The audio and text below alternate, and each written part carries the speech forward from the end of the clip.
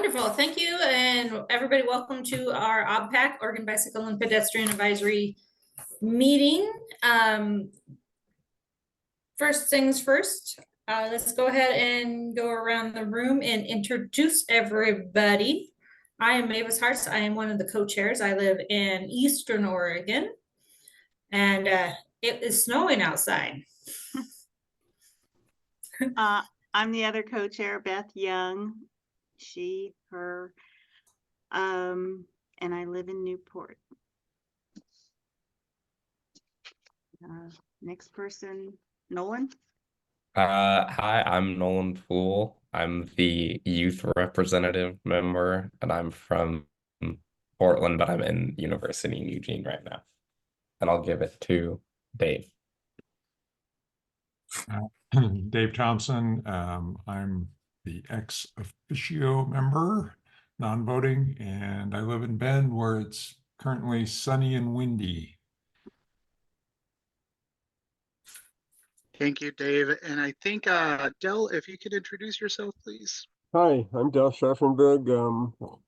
I live in Milwaukee, Oregon, which is in Portland metro area, but it's in Clackamas County.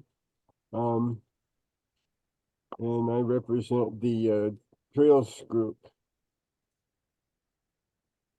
Fantastic. Thank you, Dale. And we're just waiting for Andre, our other OPAC member, to join us. Folks who are present and participating as public participants, you're more than welcome to add in the chat room and introduce yourself using the chat room. And then we'll have ODOT staff introduce themselves. And I guess we can just kick it off with Leanne. Hi, everyone. My name is Leanne Ferguson. I'm the Strategic Investments Manager for the Public Transportation Division, and I'm hearing that a couple other ODOT staff are having some Zoom computer issues, so we'll be joining in the next couple of minutes.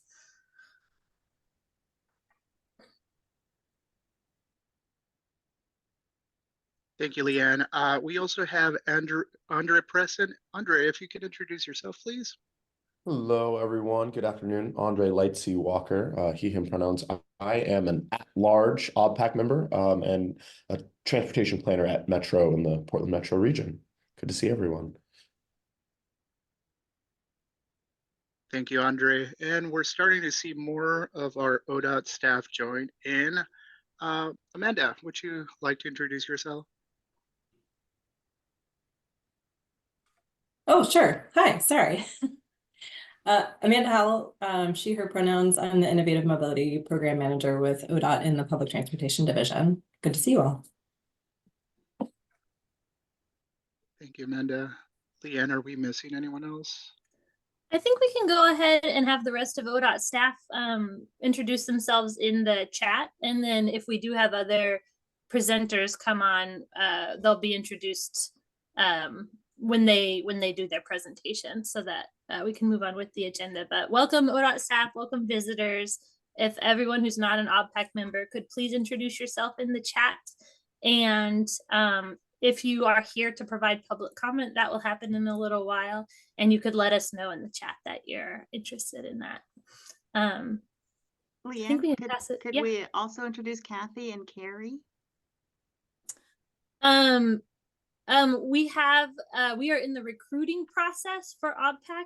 No, we don't have any final, we're still in the process. So we do have a couple of people in the room who have been part of that recruitment, but nothing's been finalized. So they are guests at this meeting, and we will hopefully be able to formally introduce you all at some, or we will be able to formally introduce new members at some point soon, hopefully by July. But we appreciate everyone's patience.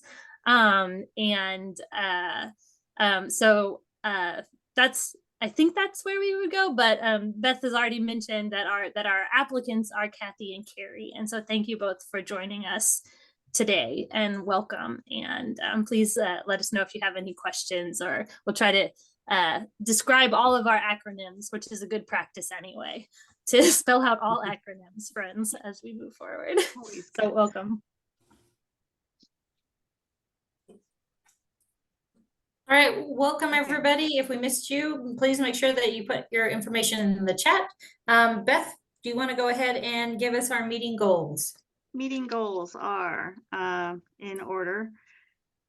We will make a decision to approve the meeting minutes at 1:20, starting then. And then we're going to, at 2:50, make a decision on, we will decide if we want to take any action around e-bikes, and if yes, assign tasks. 3 p.m. action. We will review the work plan and discuss revisions. Another decision, 3:20 p.m. we will approve non-voting member position description after discussion or not. And then I guess that's about it. Lots of good presentations. Learn about what Thank you very ODOT's much. up to. Roberto, did you already do the meeting etiquette? I have not, and Mhm. let me go ahead and share my screen here. Thank you. Thank you. For folks who are participating and this is your first time utilizing Zoom, just a quick reminder that everyone who is not a OBPAC member to go ahead and mute themselves.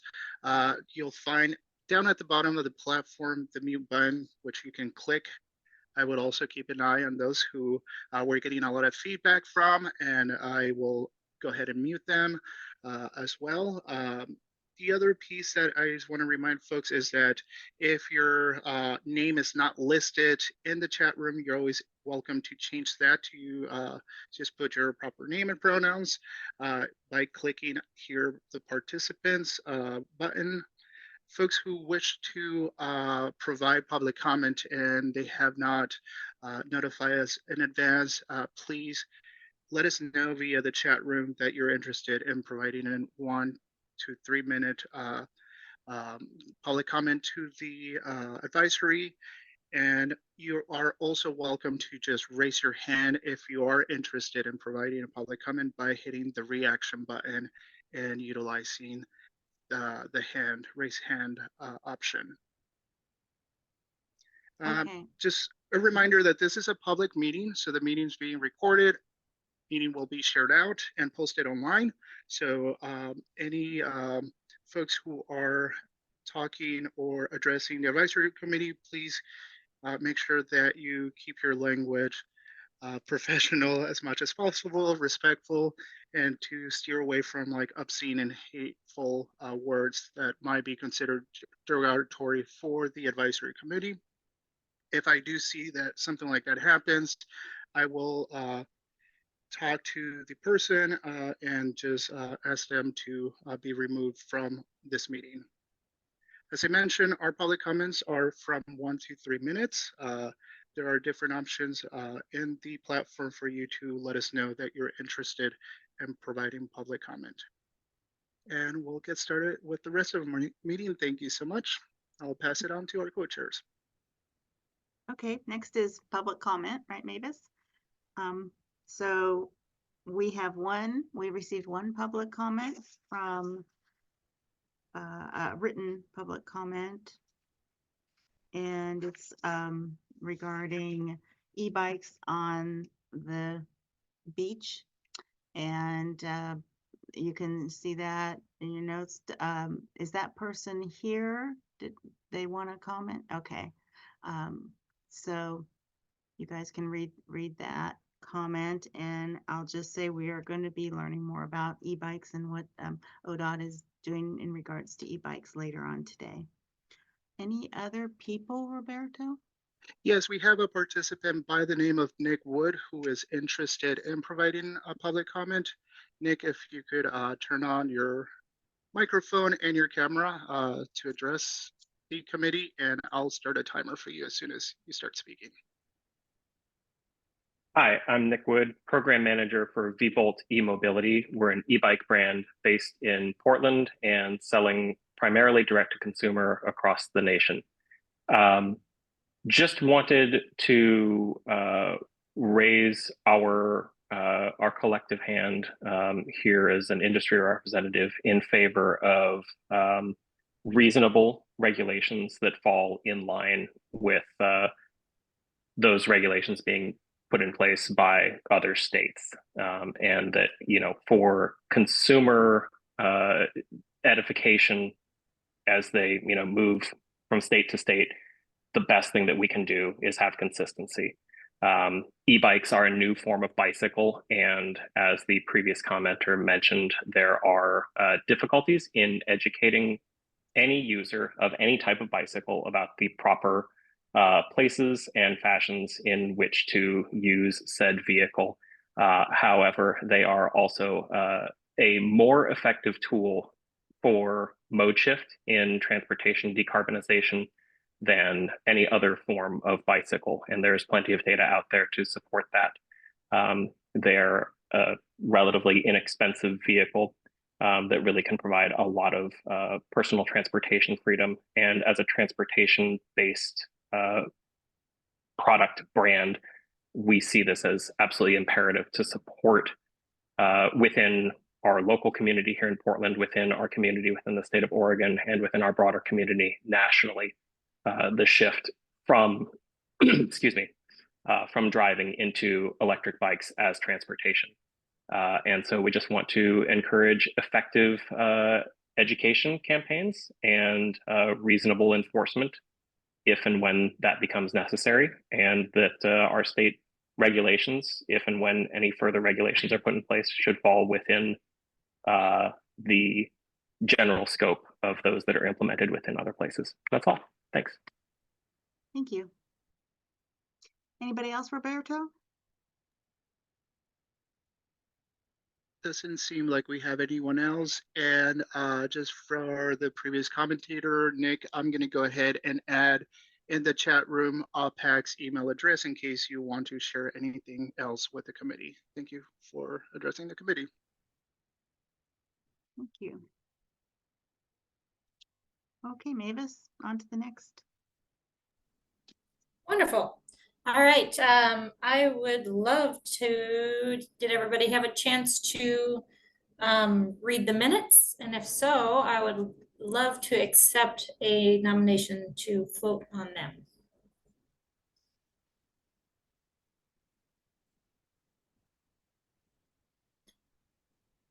Well, I'll tender a vote to accept the minutes as written.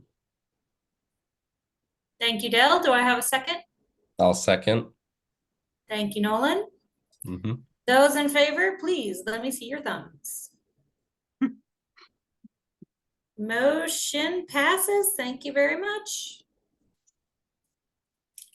Mavis, can we practice the thing that we talked about before of like calling out names of people who have voted so that for our records it will be easier to show? Does that make sense? It does. Okay. So I would say Beth Young, Nathaniel Nolan Poole, and Andre and Dell all voted in myself, all voted in favor of passing said minutes. Thank you. Ooh, nothing like bleeding in a black box. Okay, do we have Suzanne Carlson ready to go? I know we're a little early. Here, present and accounted for.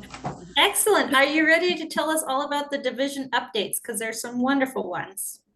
Oh, good. Yes, and remind me if I've missed some of those. So I think front and center is I want to introduce our new policy and strategic investments manager, Andrea Durbin, who's joined us here on the call today. She started April 1. Has it been that long? May 1. May 1. It's not been that long. There it is. And we're really happy to have her. She comes to us from a long stint at Oregon Environmental Council, where she's been super involved in public transportation and active transportation policy, bureau director at City of Portland, and also from Oregon Community Foundation. And would welcome you to say hi or say a few words or just wave to the group here, Andrea. Sure. Hi, everyone. I'm looking forward to getting to know you and your work and supporting you. So I'm really excited to be part of this division and working on supporting bike and pedestrian investments across the state. Andrea, could you repeat your title? Yes, it is Policy and Strategic Investments Manager within the Public Transportation Division. Thank you. Who will be the manager over with and for most of the staff that you all work with. And we also just signed off yesterday. Everything's a blur. I think it was yesterday on the recruitment for the Bike Ped program manager. So the role formerly held by Jessica Horning, who's been gone for a couple of months, will be advertised really shortly as soon as we can just get it through the pipeline. So be on the lookout for that. We'll share a link and please send fantastic candidates our way. Those are the ones that come to mind. We've got some new transit staff, but that's probably a little less relevant to this group here. Were there other ones that you had in mind? Okay, great. I think that's what I've got for division updates from me. I think I get to pick it up from here. We've got a couple of other things that OBPAC members have asked about, specifically around the pedestrian and bicycle internal audit. Internal ODOT audit, not done by the Secretary of State, but done by ODOT auditors. And I have a couple of slides to sort of bring folks up to speed about that. And we don't have time for a discussion today, but if we would like a discussion, we'll put that onto our July meeting so we can have more time to discuss. So I'm going to do a couple of slides around that to get folks up to speed. Sorry, gotta get myself organized. Okay, I'm gonna share my screen.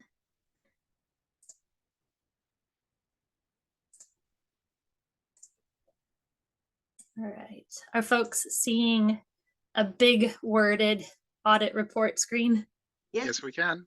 Awesome. Okay, so again, this is an internal audit that ODOT has done for our ped bike programs. It was an audit that was worked on throughout 2023 and I believe started in 2022, and it's kind of looking at some of our more recent data.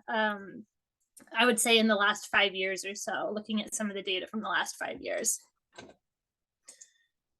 So the audit, let me move that out of the way. There we go. So the audit had 4 objectives. It was to determine if the 1% methodology is reasonable in calculating what ODOT spends on bicycle and pedestrian facilities. This is referencing the 1% that is required by law for ODOT to spend on bicycle infrastructure so that's what it's referencing here. It's referencing how we calculate that. It was also objective to meet a strategic action plan goal. ODOT has created a strategic action plan the last couple of years to really dig down into how we can accomplish some of our bigger goals. And the goal that was laid out in that was by the end of 2023, we need to increase the percentage of agency funding dedicated to projects and programs that improve equitable access to walking, biking, and transit. Jumping ahead in time, we actually did meet that goal, and by the time the audit was done, we had already met that goal, and the methodology was used. We also need to, the objective was to determine ODOT's progress in providing more complete bicycle and pedestrian facilities and to identify barriers to that progress. This is the objective I think that this committee might be the most interested in, and determine how ODOT incorporates equity into decisions to include bicycle and pedestrian facilities and projects. Another topic that I know this group is interested in. So the conclusion of the audit, high-level conclusions, is that a number of ODOT construction projects include incremental improvements to sidewalks and bike facilities across the state. However, constraints make it difficult for big substantial progress. The combination of limited funding and competing priorities on the roadway make progress slow. ODOT's willingness to make changes to funding allocations and providing more roadway space for bicycles and pedestrians will dictate success. And improvements to data quality are necessary for ODOT to be able to monitor and report on progress back across the state. So those are the real big high level conclusions that are laid out in that report. Basically, I copied and pasted from the report some of the highlights. ODOT made a couple of ODOT auditors made a couple of recommendations to two separate divisions, the Delivery and Operations Division, as well as the Public Transportation Division. This is sort of a line out of all of those recommendations for delivery and operations. The next slide I'll show you is the what they're requesting the Public Transportation Division do. Just so that you all know, we're working together with delivery and operations to address all of these. So it might be under D&O, but we'll probably be helping with some of these. The details still need to be hashed out, but the bottom line is ODOT generally agrees with all of these recommendations, and we're going to be moving forward working on these.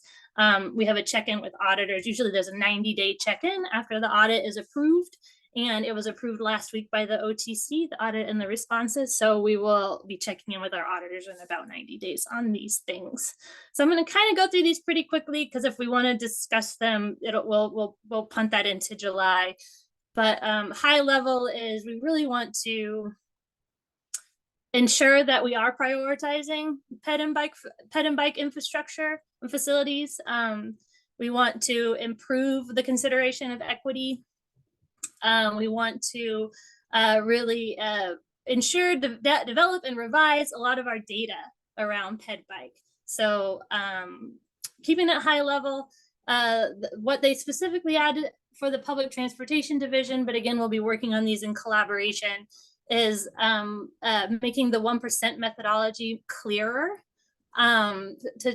to continue working on our strategic action plan goals and make sure that we're calculating those well, to update our ATNI, which is our active transportation needs inventory, to provide some information on roadway context, meaning kind of like rural, suburban, urban context with what we're trying to achieve on each road segment.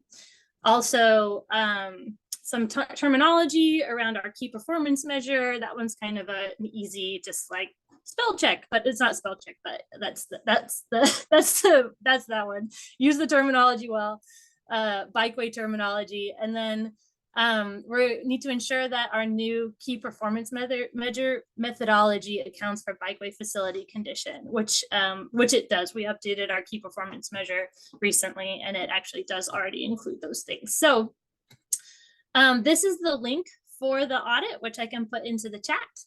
The other piece that Mavis was asking about recently was about ped bike staffing at ODOT. So I thought I would start with the Public Transportation Division, which is the division where I work, and really highlight some of the staff here that are working on ped bike. And then in July, when we come back around, I can provide some additional information about some of the ped bike staff in other divisions, like how each region has an active transportation liaison. But we're going to start with the Public Transportation Division. And there are basically 4 crews total in the Public Transportation Division. We have my crew, which is 6310. And then we have one other crew in our division, which is called the Multimodal and Rail and Multimodal Division. Rail and Multimodal Crew. And what I did was kind of put some stars next to names. The blue star represents that person pretty much full-time works on pedestrian and bicycle things. The orange star represents partial time. There's some overlap in their work that with pedestrian and bicycle. And so some of those people with the orange stars you've seen here, like Amanda Howe comes and presents on a regular basis because we overlap, her work overlaps with pedestrian and bicycle, and is more of a seen in like a multimodal light. So you'll notice that there actually are a lot of people who touch on pedestrian and bicycle, and we've got 4 people who work on it full time, like Roberto, Zhao, Alan Thompson, Zhao Posadas, who does our Safe Routes to School program, Alan Thompson, who does our Oregon Community Paths program, and the vacant position that used to be filled by Jessica Horning, our ped bike program manager. So this is just a little bit more information. And that's all of the slides I have around the questions that I've gotten from OBPAC members recently. But our next steps are going to be to talk about this more in July, And we can dig into a little bit more to our response to the audit and what we're planning to do for that 90-day check-in with the auditors. And we can share more structure for ODOT ped bike staffing in the agency broader than PTD. So I'm hoping that we can kind of hold questions and discussion for when this comes back around in July.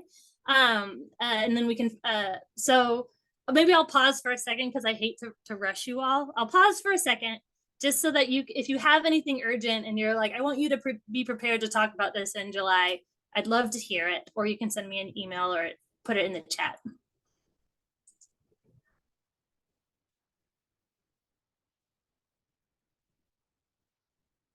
Cool. The next OBPAC business is that I wanted to remind OBPAC that at our July meeting, we will also be voting for new co-chairs positions.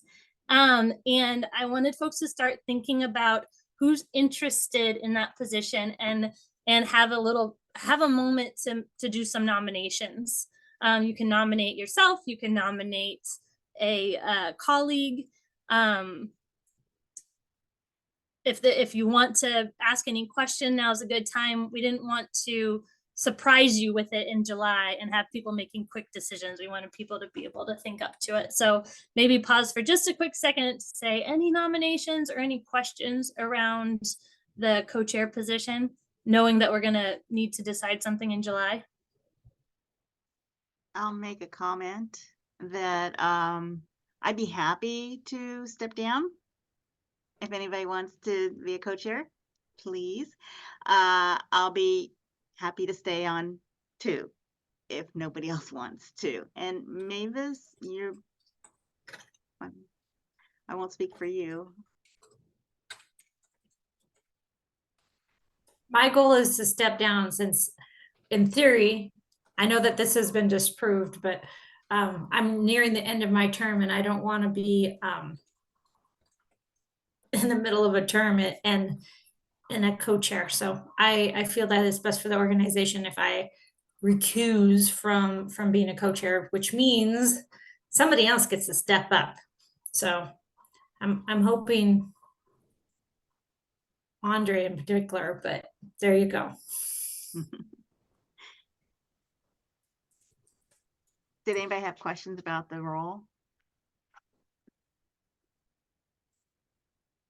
My hope is that if I stay on, the other person will be the speaker because I'm a good writer, but I'm not a good speaker. So keep that in mind. You're a great, great speaker. Thank you.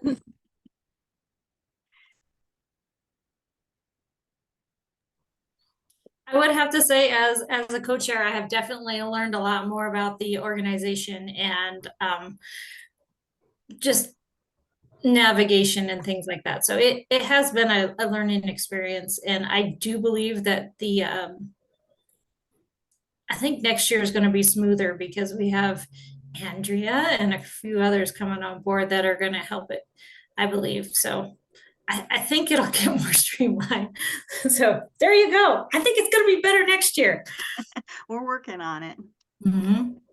Yeah. All right. Anything else, Leanne? No, just sort of like hearing kind of like not a whole lot of nominations happening. I'm thinking that let's connect Beth and Mavis on some other options at our co-chairs meeting to see if we punt this nomination process for another couple of months. If we have new people on board by then, we can have some additional folks to look to that can volunteer. So just for all the folks in the room, we're an 8-person committee and we have 5 members right now. We're sort of like in the process of adding 3 additional members, which could change the landscape. So Mavis and Beth, maybe we can chat about that. Thank you all for spending a little bit of time on that. That was actually really helpful to know where we're all at. I think that finishes out our division updates. So Mavis, I'll turn it back to you to move us on in the agenda. Wonderful. Suzanne, we're trying to get you out of here. So can you go ahead with the legislative updates?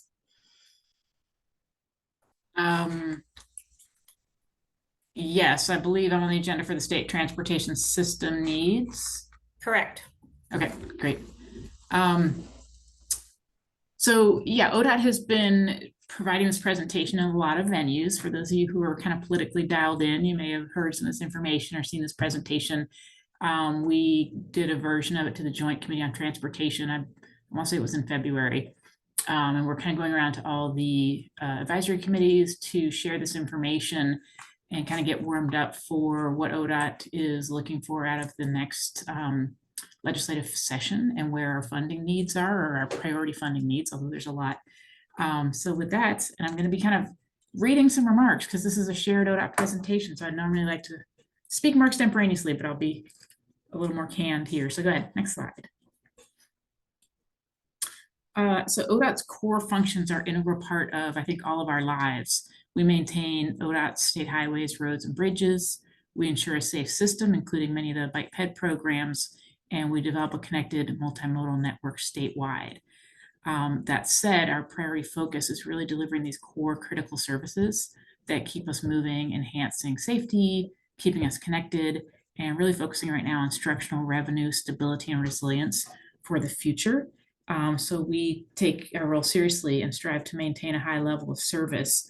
I know you've heard over the past couple of years, ODOT has worked to have internal facing cuts and try to streamline where we can. And then we also were in the position where we had to propose service level cuts last fall. And we're grateful to the legislature who stepped in with some temporary funding, I think most notably around snow removal. We got to the place where we weren't able to provide some of those daily services that people rely on. And we don't take that lightly. So we're looking to make sure we don't have to do that going forward. Next slide. So ODOT's core investments focus on the functions we need to keep our agency running and to provide these day-to-day services. Safety and customer service are among the top priorities, and those are embedded in everything we do. We know that local governments have needs and transit providers have needs, and that really all the modes have needs across the state. And what I might be talking about today is not going to be inclusive of all that. I'm really going to focus on the state highway fund and the services and functions that are supported by that. Next slide. So structural revenue challenges. For those of you who've heard Travis Brower speak, you probably recognize him talking about a tale of two budgets. I want to talk a little bit about how we have capital construction projects and how the agency programs are funded. So one component of ODOT's budget is for capital construction projects and grant programs. And this includes a lot of our transit funding, right? We get dedicated federal and state dollars that typically have to go to a specific purpose or program. And then on the other side, we've got agency operations, maintenance services, customer service, and these are typically supported by the state highway fund revenue on the right-hand side. So state and federal law prescribe how these funds can be spent. Federal funds can't be spent for maintenance and operations, and under Oregon state law, less than 10% of state funds can be spent on maintenance. Next slide.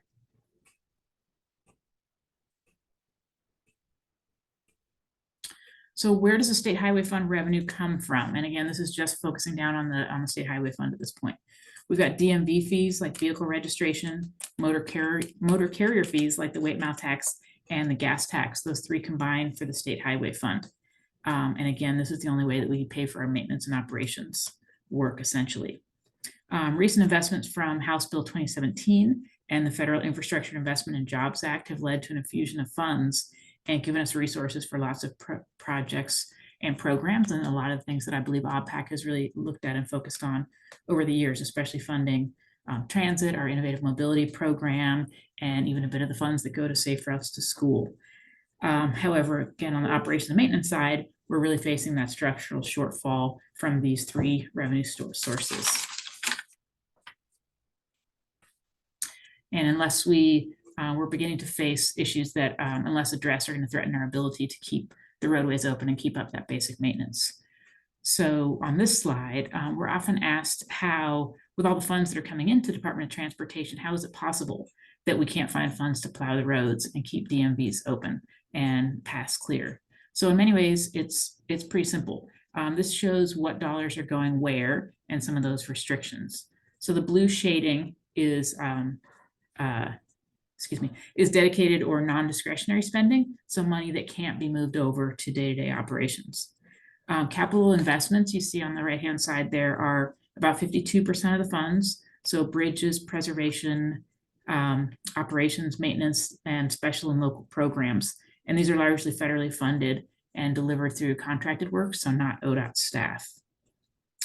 The non-roads mode, and apologize for this terminology there, but non-road modes are roughly 12%, and that includes that public transportation and the way most of our division is funded, as well as our policy data and analysis functions, rail and safety programs. And similar to capital investments, these are mostly federal funds and not available for other purposes. We've got collection costs at 6%, maintenance and operations at 9% from state highway funds, and this includes staff, materials, fuels, and facilities that keep our roads and bridges open and safe. So I mentioned plowing snow, patching potholes, fixing guardrails, putting delineators back up, cleaning litter and graffiti, replacing signs, responding to incidences. These tend to be ODOT crews and ODOT staff. And finally, agency operations are 11%, which is all our other needs like budgeting, accounting, HR, IT, contracting, communications, all that boring stuff that we don't like to think about, but it's essential in the back end of our operation. So although there's some ability within each of these pie slices to move things around, largely these categories are fixed and we can't move funds that we have in one area to another area. So next slide. So again, how is this possible with the funds that came in from House Bill 2017, which was the largest transportation package in the state's history? So this was an unprecedented historic package with new revenue to support a lot of new programs and projects. Unfortunately, it only dedicated 2% of that new funding to state maintenance and operations. And this pie chart is showing how House Bill 2017 is broken down. So we've got, let's see, this is the green slice here on the lower left, ODOT safety, bridges and pavement at 29%, transit, our statewide transportation improvement fund, 22%, counties get 20% slice, urban mobility office is 5%, debt service at 4%. Oh, I think I skipped cities, 13% there. And the counties and cities are able to do a lot of the bike pedestrian infrastructure projects that this group likes. And we've got safe routes to school at 2% here. And then again, maintenance is 2% slice on this pie. One more chart, one more wonky, next slide. One more wonky fiscal chart here. Actually, no, there's one more. I spoke too soon. So this is our river chart. So it shows on the left-hand slide all the dollars that are coming in from the state highway fund, and then kind of how those siphon off. You see at the bottom there, ODOT gets 813 million of the total, and then down to the bottom, the amount available for operations and maintenance is 370 million for the functions that we're responsible for. Next slide. So what are some of these structural funding challenges? We have seen fuels tax revenue decline for lots of great reasons, higher fuel efficiency and more electric vehicles, but we are getting 25% less fuel tax per year than 10 years ago and about $40 less per year per vehicle. Statutory structure, about 75% of our DMV fees go to other purposes. And in fact, we just had to increase the DMV fee because frankly, it wasn't really paying for even doing the DMV staffing and the collection for the fee. Only about, I've already talked about the 2%. Reliance on new sources of revenue. So with the exception, I would say, of the statewide transportation improvement fund for transit, which is a payroll tax, which is really a great source as it's flexible to the size of the economy. Most of our taxing mechanisms are not inflation resistant, and so they're shrinking over time. And then we're also seeing increase in costs. So we've got paint costs going up 30%, equipment costs 25%, and overall construction costs up 80%. So every dollar we get in is doing a little bit less on the roadways and paths. Next slide. Okay, this was the last chart, I think. And this one's a little bit more complicated. We're working on getting a better version here, but to walk you through this a little bit, this is focusing on really what are our core needs that we've been talking about. Oh, and it's a little bit hard to see. I think the categories say, so on the left-hand side, you've got the topic area, that middle column is total funding need. And then kind of imagine a column next to it that says how much money we actually have. That gets you to the right-hand column, which is our funding gap. So the right-hand column there is dollars that are not in hand, where we've estimated an investment need for ODOT. So again, keep in mind, this is our state highway fund, not all needs. So of $2.8 billion annually on this chart, we've identified a gap between 1.7 and 1.8 billion. And these are significant numbers, as you would understand. Things that aren't on here are going to be, again, transit, rail, marine, aviation, off-system bike ped or Oregon Community Pass is not on here, and capital improvements that are outside of this. But you'll also see there's some fantastic programs here that we are looking at as core needs. So safe route school infrastructure, looking to increase dollars there. The on-road bicycle and pedestrian network, what it would cost to build that network out more rapidly, and continuing with a Great Streets program that could transform main streets. And that gets us to our $1.7 billion need. And then at the bottom here, there are some legal or legislated commitments on specific projects in House Bill 2017. There's been some shifting environment there around grants and tolls, but essentially needing to maintain the commitments that were made in the bill to those. Next slide.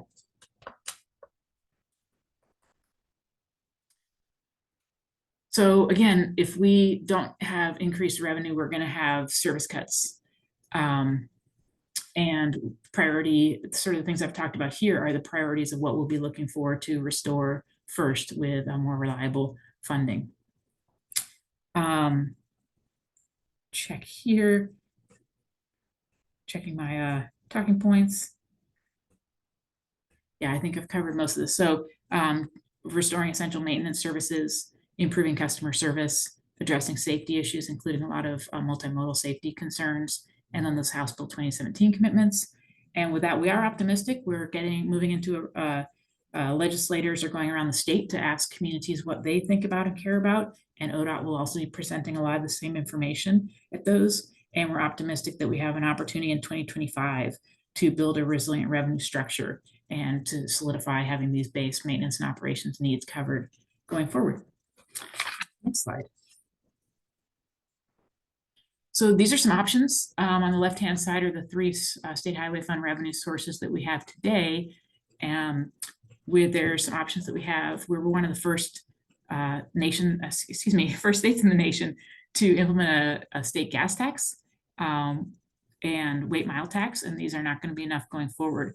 We were the first state to start a road user charge. So that's going to be an option going forward, that we shift how we collect taxes to be on a per mile basis rather than based on fuel consumption. So that would be a way to sort of bring all roadway users into the system. These aren't the only options. These might not be the favorite options. They may not be the right fit, but these are options that are on the table and will really be decisions for our legislators to make in the next session. So again, we're going to continue that outreach and just sharing what our needs are. And then in communities, I think sharing what you're interested in as well is going to be helpful. We also have a video. I'm not going to play it today because who wants to be in a meeting watching a video, but we have a really great video that talks about some of this same information, how we're funded today and why we're seeing such a gap, and we can share that in the chat in just a few moments. So I think the next slide, we've got the schedule of, that's the video. We'll put that in the chat. Okay, maybe the slide didn't make it in here. There it is. The Joint Committee on Transportation is organizing a roadshow to come out into communities. The first one is in Portland on Tuesday, June 4th, so just a couple weeks. They will be sharing out what these schedules look like. I know there's a public, like a formal public comment period. So if there's information you want to share as individuals, you'd be welcome to do that, to join one of these meetings in your community and talk more about what you're looking for. And with that, I think we're to questions.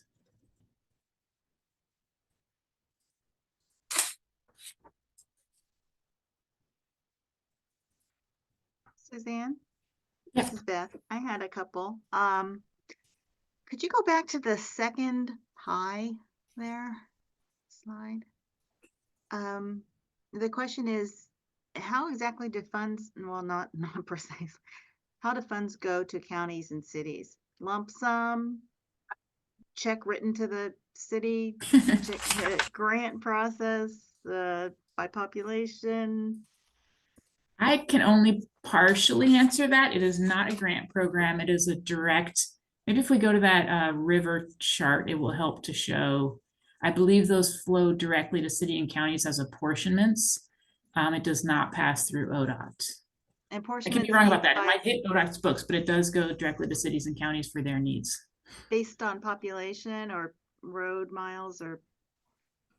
It's I can do a little bit of digging. I know it's a 20%, 30%, 50% split between cities, counties, and ODOTs, but I don't know once it goes to those how it gets. I'll do a little bit of Googling.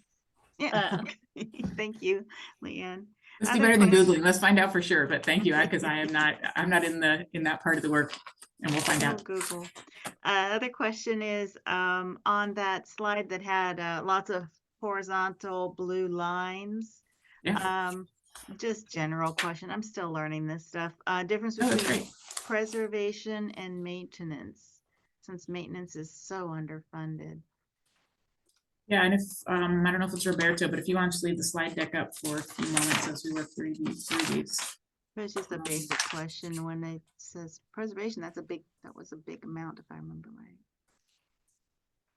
Yeah, like 6. Are you asking like what's in what bucket? What's the differentiation? What does preservation versus the other mean? That is a common question we get. So I actually have some a little more information about preservation. It's bridges. So right now our bridges are on a 900-year replacement cycle. So hoping to speed that up a little bit. Paving. So we'll only be able to pave interstates as of 2027 if we don't get a little more dollars into our preservation system. Culverts, we have, I don't have the number here, but I want to say 10,000 culverts. We have a really surprising number of culverts across the state. Keeping those up to date. And I can say with my previous climate office hat on, some of those are going to be at high risk as the climate changes. And traffic signals and just basic, what do they call them? Widgets and whatnot. The thing, traffic signals and other things that are on the roadway, that goes into preservation. Thank you, Suzanne. Yeah. So then is the maintenance and operations just like repaving and filling potholes and actual like doing road stuff? Yeah, maintenance is going to be more like fixing the potholes, incident response. So when you see a crash and you see an ODOT vehicle out there, getting them out of the way to reduce congestion. Yeah, putting up signs, the sign shop. Okay. What else do I have? I was just to make sure. So the second column is how much funding it needs, and then the right column is how much the difference between what you have and what you need is. Yep. Okay, thank you. Thanks.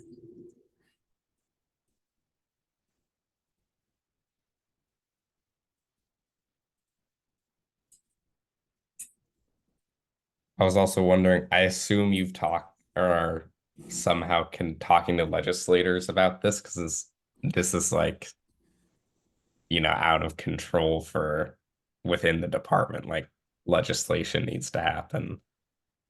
Right. This will be for solutions. We are looking towards legislators to identify revenue sources or changing the structure of how we get revenue today. So we did present this in February to the Joint Committee on Transportation, and then we'll have a shorter and more to the point version of this that we're doing at those road shows, the 10-14 road shows that are upcoming. So ODOT will have, I believe it's in the public forum portion of the evening, we will be presenting some of this information as well. Okay, and that's just for the general public? Yeah. Okay, thank you. Hey, Beth, thank you, Nolan. Mavis. Mine's not a nice question, but so ever since I've been on these committees, you keep talking about this budget fall, where you're like, we're going to be out of money. What makes this one so different from the last one? And how is it going to go forward in a way that the results will be different? I'm not sure if I can totally interpret all parts of that. I wasn't here in 2017. So when you say different, we got a lot of capital dollars and we were able to build a lot of projects with 2017 dollars. And we also got the transit funding. So what we're asking for now is money that we didn't get then. I think we've been saying it for a while, but we didn't get an increase in gas tax or DMV revenue.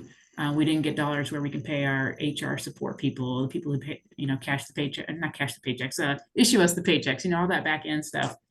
We did not get, we only got 2% of those dollars that were available to those functions. So what will be different is we hope that going forward, as the gas tax revenue declines, that this will be a more sustainable and resilient tax going forward, so that we hopefully won't have to come back and ask these same questions in the future, so that that'll be a funding source that's more resilient to changing choices and changing landscape. Well, and I know last time, one of the things that happened, they were like, here, have a whole bunch of money and fix everything. And these are the things that we specifically want you to, they had real earmarked projects. So is that going to happen again when you go and ask for all this money? Or is this just like, we're changing our funding system, this is what we need?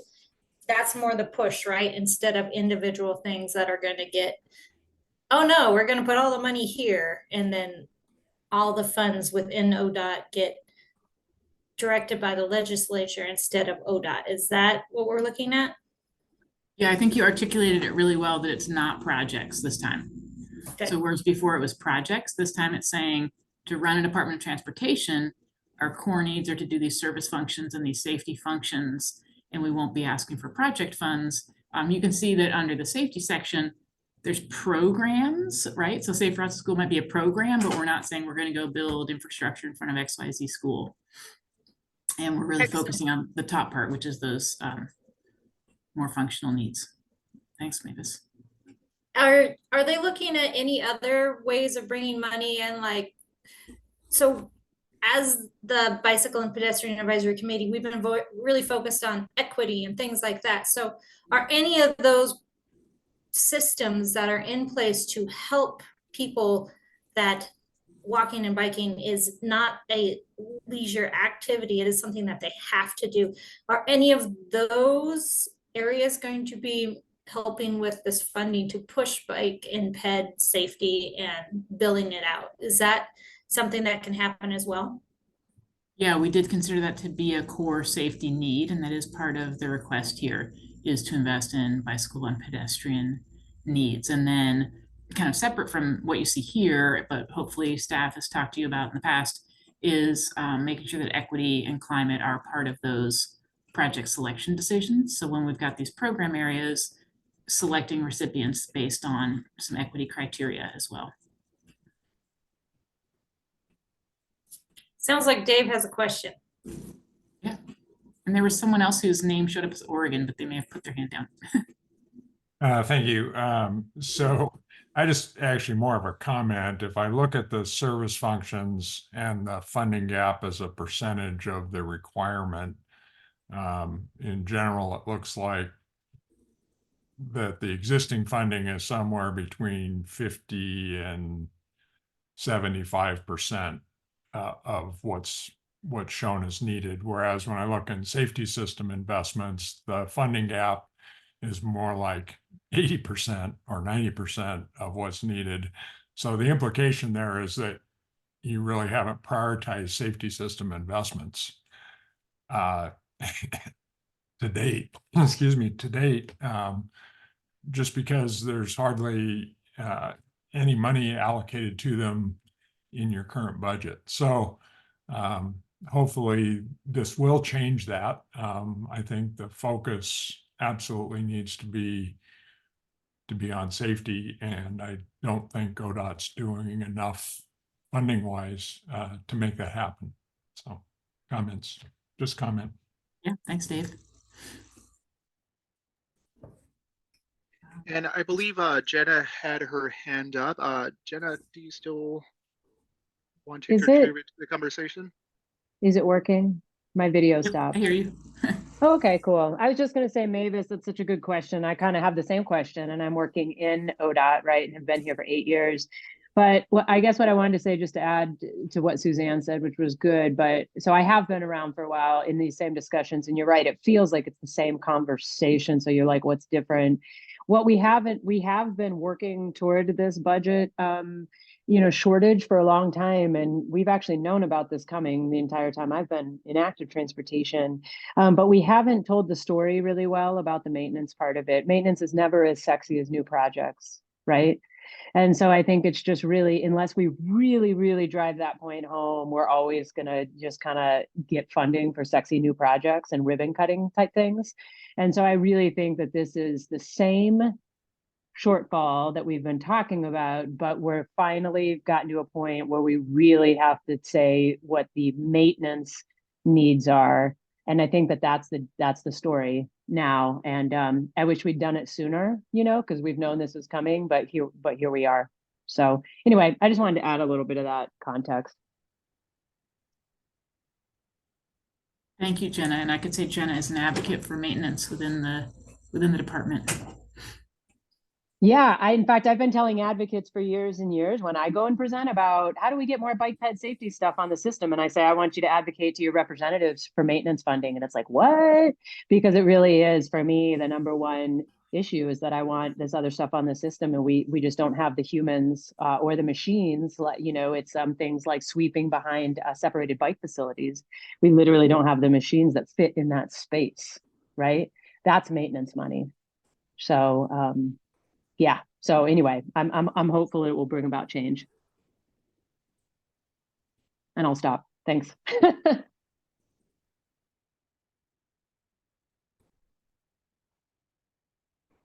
So I think this transitions back to you, Mavis, but it looks like we've got a little space on the agenda for the committee to discuss further.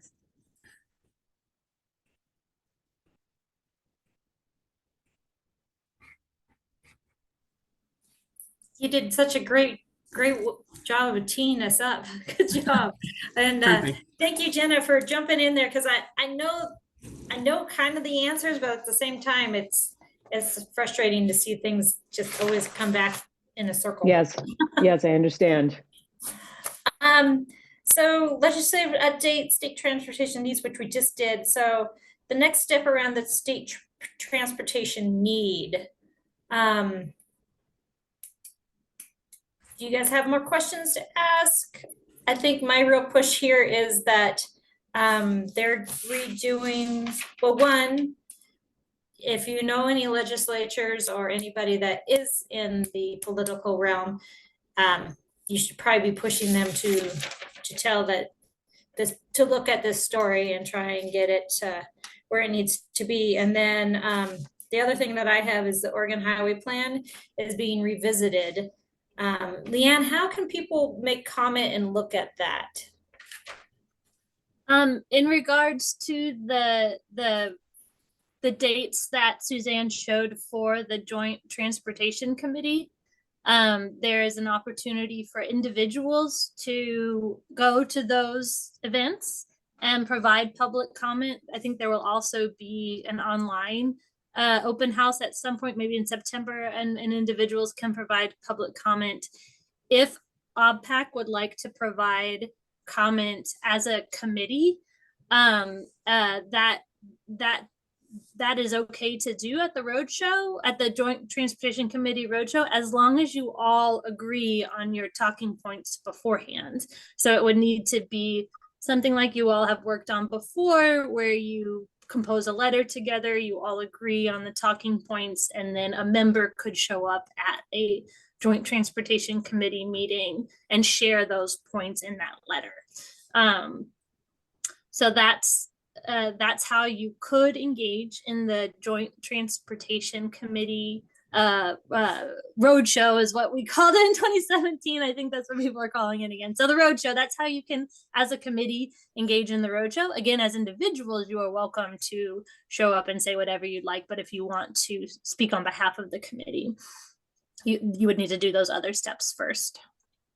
So that was sort of the time here that we had gotten questions from some OBPAC members of like, how can we engage in this? And so that would be the way to do that. And so you have time here to discuss if you would like to do that or not. And we So can what pull you're saying is, oh, sorry. We can pull the list back up if you want to see when those are happening and where. So we would be possibly sending somebody to represent us to one of these. after, of course, we come up with talking points now.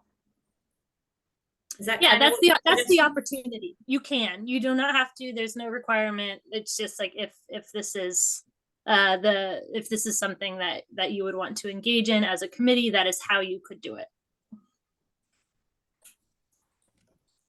Do we have anybody that feels really strongly about this and would like to go and be there? As I mean, I put this Or on the also agenda. they could also draft the talking points and we could decide at our next meeting. I think Or I think it would be really good if we, showed our support for it. But my schedule conflicts with all the ones that would be in places that I know well. But I would be willing to start drafting a letter, and talking about it. So Right. Leanne, will we be more effective to draft a letter or to go to one of these things? I don't know about effective. I think that your first step is drafting a letter either way, so that a person could reference that letter if they decided to go in person. It's like good to go in person if you can. Written letter, like really the roadshow is what they're calling it. These are listening sessions. These are to hear what the need is from people around the state. This was hugely impactful in House Bill 2017, from my understanding. What the Joint Committee heard is what they started to, that they really utilized that listening session, which I think is really great. So it's just the opportunity. No recommendations from staff, ODOT, like where it's more like whatever we want to provide you with the information that if you would like to, that's how you would do it. Okay, I think Nolan, can we set you up for drafting a letter and give you a couple people as support? And do we have anybody that looked at that list and went, dude, I can totally make that meeting and go? Anybody? I have looked at the list and they're all very far from me, so I'll probably attend the September 25th Salem one virtually. I have the one already on my Oh. calendar. So I would be willing to present the committee's talking points if there's not a better person available. How about if I draft some ideas? Do we want to have a thing for it on the next meeting? And then, because I don't want to say my opinion and not say it's the support of our board and not have your guys's approval, So should I like draft something the next meeting we look it over and discuss it? And That is a great idea. Dave, what's the date of the one that you were kind of targeting? I think it's September 12th. Oh, perfect. That'll work. So yes, Nolan. Do you want some help? Somebody to kind of bounce ideas off of? yeah, that would be good. I don't know if anyone wants to volunteer. Do we have any I'll make a- volunteers?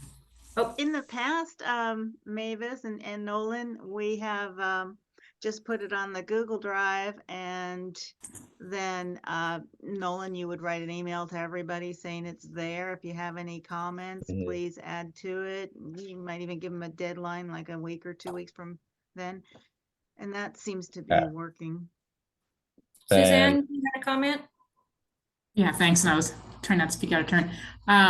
I'll make a clarification, which is that you are all able to go as individuals and say, my name is such and such, and I work so-and-so, and I am a member of OBPAC, and then make comments. But if you make a comment as a representative of OBPAC with official OBPAC points, then that will need to be decided on and probably voted on essentially as a position of this body.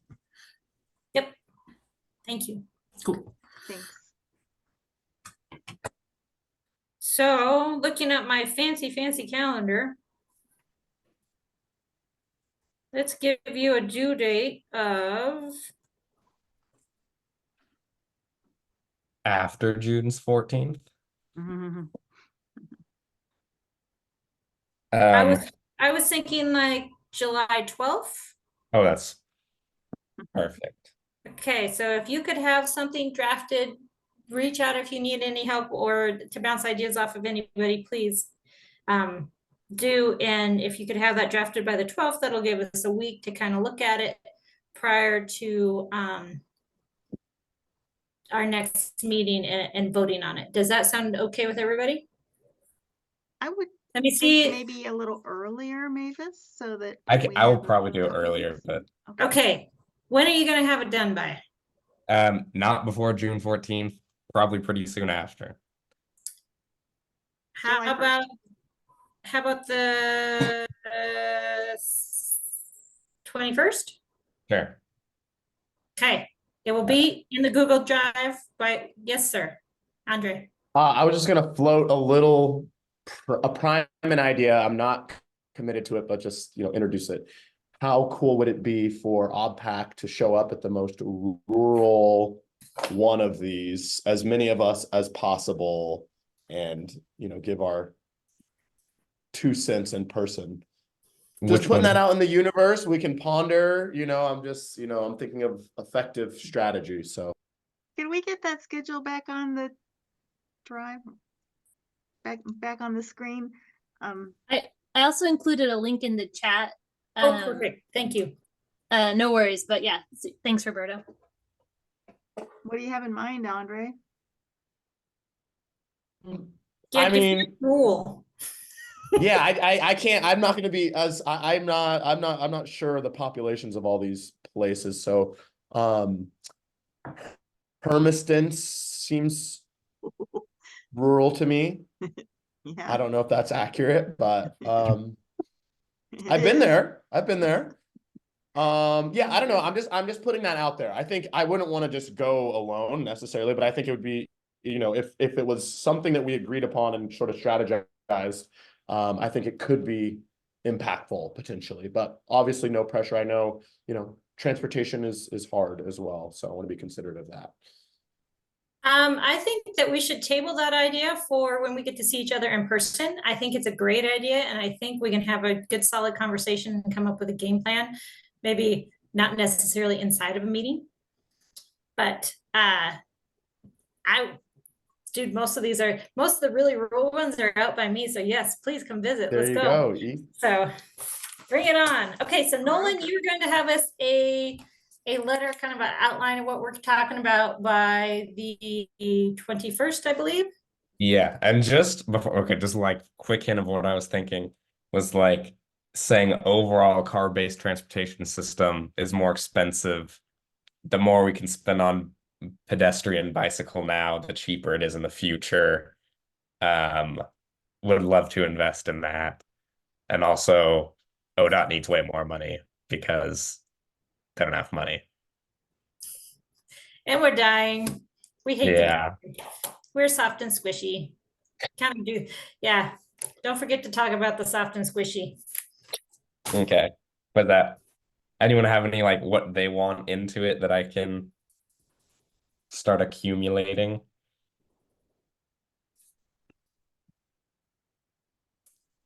I know at one point we had some pretty terrifying stats about the increase in deaths and things like that. And it's always nice to go in with a couple of numbers. You probably have to lean on Leanne or Roberto to send those numbers to you, some updated ones. But there's some stunning, like, Yeah. So this really is a thing that is always great to kind of pontificate about. Anybody have anything else? Mavis, I wanted to apologize because I think that I actually gave you you asked for two. I think you asked for two things at the very beginning of this conversation, and one was about the Oregon Highway Plan, and I think I missed that question. Can you, if that's something else you want to talk about during this time, can you restate that question for me? Hang on, let me finish my thought here, and then we'll move on to the Oregon Highway Plan. Okay, so the road show that we're talking about right now, and Nolan's going to be drafting a letter.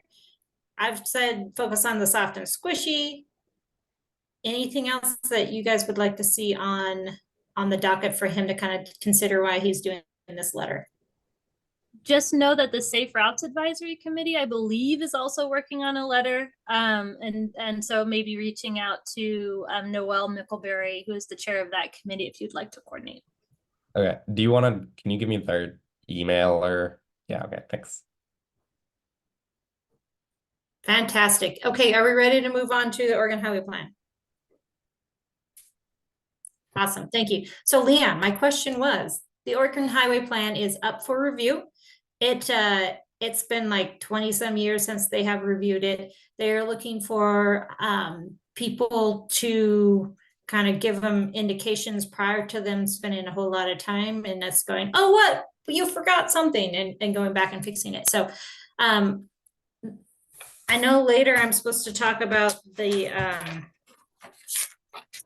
modal chair and act meeting that Beth and I went to, but honestly, you guys saw that slide presentation that Suzanne did, and we saw that there. So that was the second time I'd seen it. But the other real solid hit was the Oregon Highway Plan is up for review. And they were really searching for people to comment and come up kind of with a plan prior. So Leanne, how do we go about that?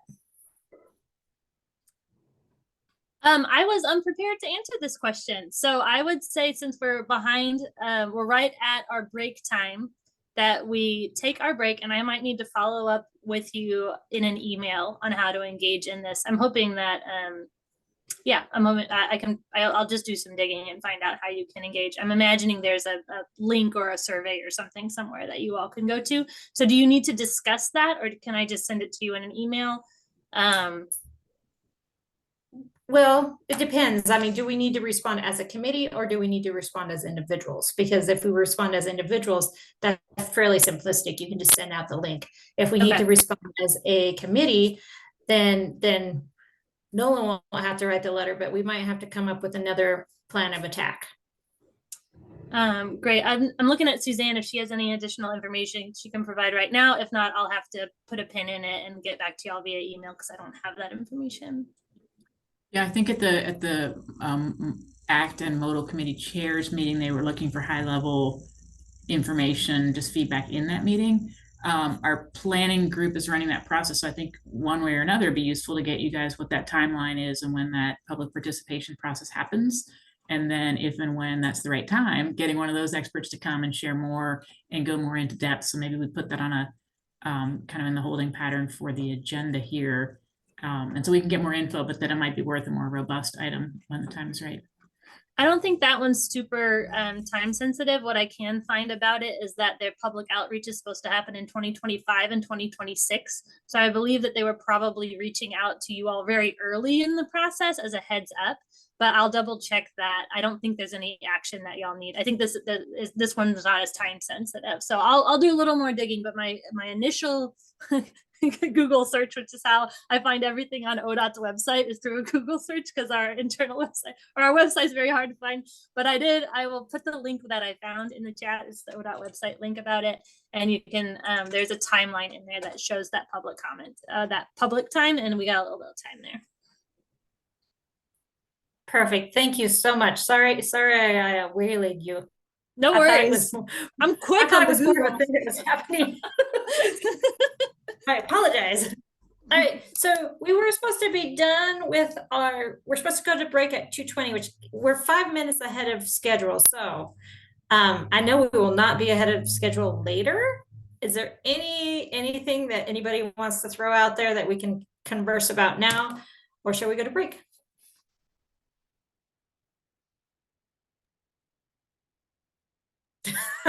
Seeing everybody really excited about a break.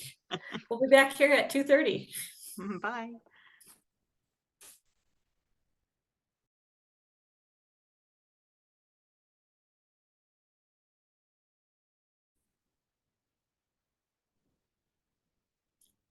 Excellent. Welcome back. Our next guest is Amanda Howell, and she's going to be talking about e-micromobility, which is so timely because we've been getting a lot of comments about e-bikes.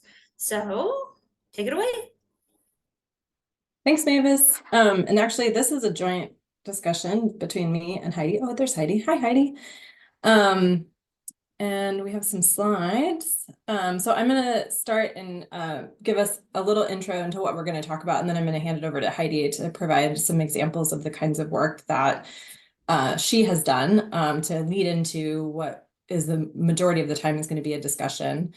As a, just to state again, I'm the Innovative Mobility Program Manager. I'm within the Public Transportation Division. I'm going to hand it over to Heidi in a moment, but Heidi Manlove is the Pedestrian, Bicycle Safety and Safe Routes to School Program Manager within the Transportation Safety Office and works in the DMV unit. So this is a cross-division discussion. And we are here to talk about the very beginning of an e-micromobility safety campaign and that we're starting to develop, and wanted to get your input. So next slide, please. And I think it's possible. Yep. Roberto, do you mind just clicking through until all the info shows on the screen? Yeah. I like to add animations and then forget that sometimes when you're not actually sharing your own screen that they don't work as well. So I'll just talk through quickly. We're here, as I mentioned, because we are at the very beginning stages of developing an e-micromobility campaign, and we want your input. And I just want to emphasize that we're talking about e-micromobility broadly. So that definitely is encompassing electric bikes, but also e-scooters and other types of devices. So we are thinking about it broadly. And why now?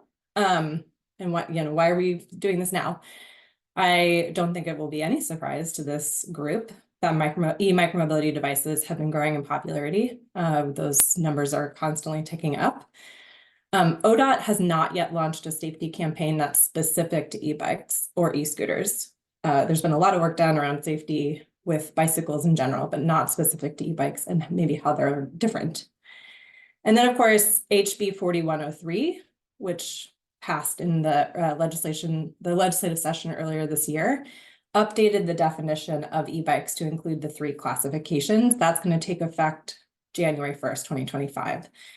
So it's really timely in that regard that we have just updated our definitions, and there's work to be done to try and help make sure that we are communicating what those different classifications mean and starting to put that out there.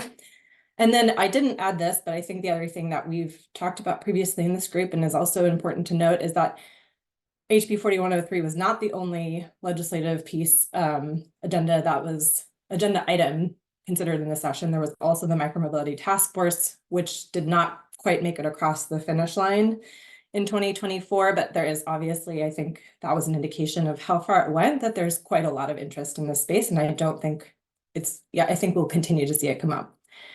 So that's why. Next slide, please. And then I think I did the same thing to myself here, which is that I added animation. So thanks. Okay, so these are just some questions to consider as we show you some examples of other types of campaigns. So we want to talk both about planning the campaign and then ideas that you may have for implementing the campaign. We'll show these questions again at the end.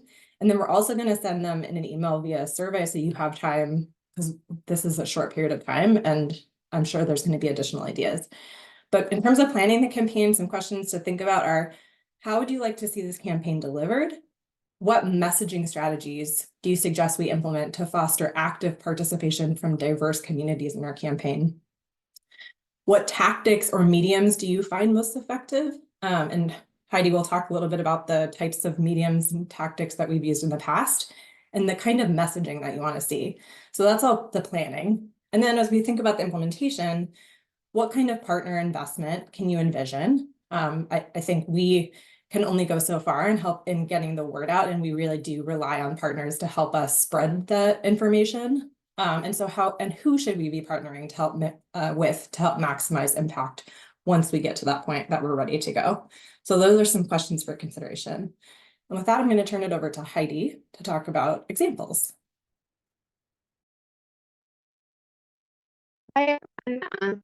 For having me today. I'm excited to collaborate with Amanda on this. We've been talking about a while especially recently within the last year with some of the legislative proposals that were placed. This is timely for us to continue this conversation and then pull you in. Hey the Heidi, beginning. I'm gonna interrupt real quick because every 5 seconds or so your audio gets garbled for about 10 seconds. Or You may is- want to try to bring your headpiece a little bit closer to your mouth, Heidi. Can you hear me now? Yes. Okay, maybe it's because I was moving. Maybe I won't move. Can you still hear me okay? It's still a little bit of gargly. The headpiece, just are you able to bring that closer to your mouth? Maybe that'll help. Let me see if I can just change my audio. Thank you. Sorry about that, Heidi.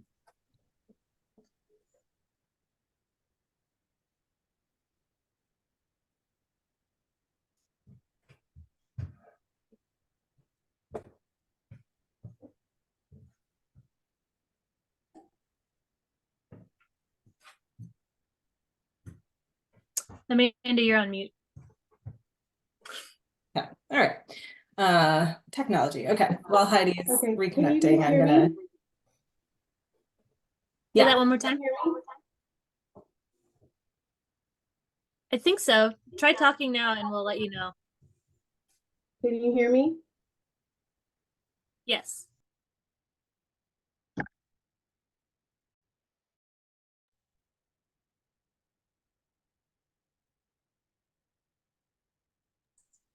Okay, I'm gonna try this again. Can you guys all hear me okay? Is it better?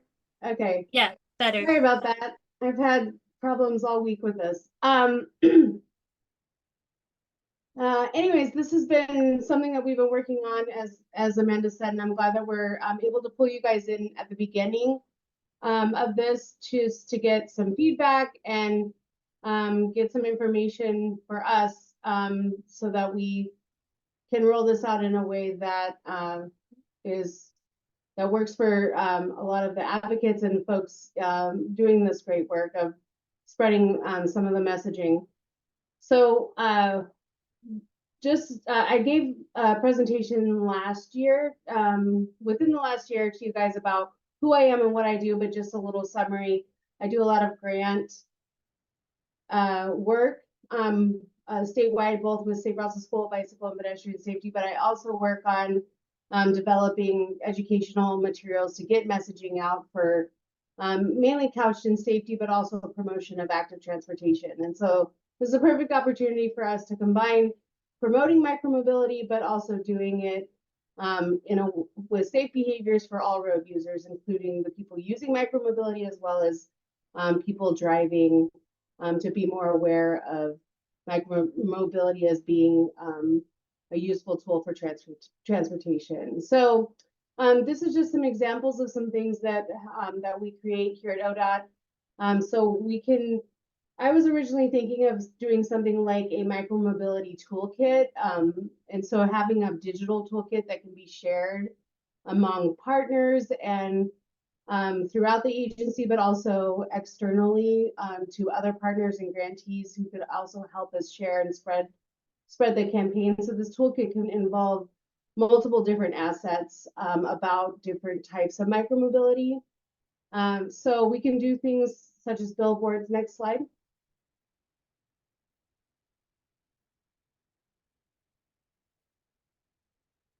And using all different types of like social media posts, graphics, posters. We can make flyers, rack cards, postcards that can be sent to folks at like certain demographics or given at certain events.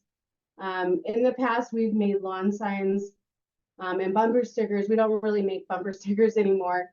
But these are some of the assets that we've made previously for different types of messaging campaigns. And I generally do them both in English and Spanish. Next slide. Also, more recently, I've collaborated with other folks in the active transportation to do more of an Oregon coast bike riding campaign. You may have seen This work, if you've been along the coast within the last couple of years, and we also make PSAs in regard to laws that are put in place about like safe passing. And I think next slide shows in 2020 when the Stop and Shield law was put in place, I was required to create like a educational toolkit for the state, which involved brochures, rack cards, and then this educational video, if you can play it, Roberto, with the audio.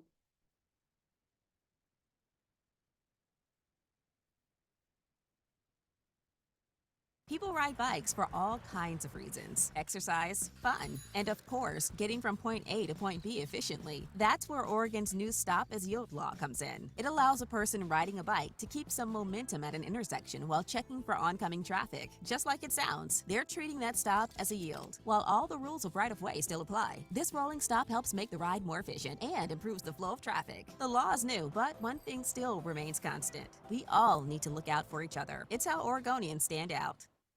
People ride bikes for all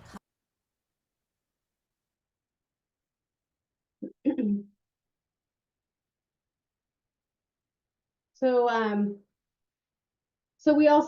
also create materials that can be ordered from the ODOT storeroom for free and delivered to anyone that asks for it. A lot of folks that do any kind of pedestrian safety programming or safe routes to school programming, bicycle rodeos, health fairs, educators. I have a lot of people from school districts.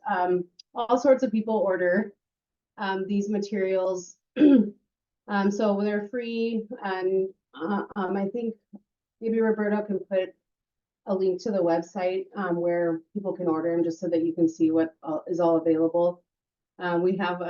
I have my own site just for bike ped and safe routes to school materials that can be ordered. So we can create like a little pocketbook, such as this one about micromobility, to inform awareness of it for people driving, but also maybe safety tips and behaviors for people using micromobility.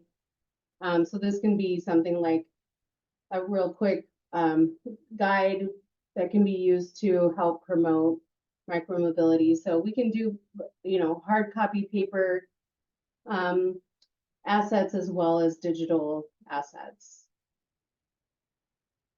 Next slide.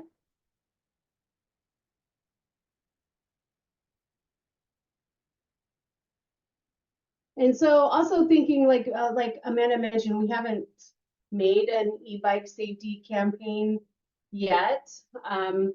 But in thinking about how other states have done this, we have found this one from New York.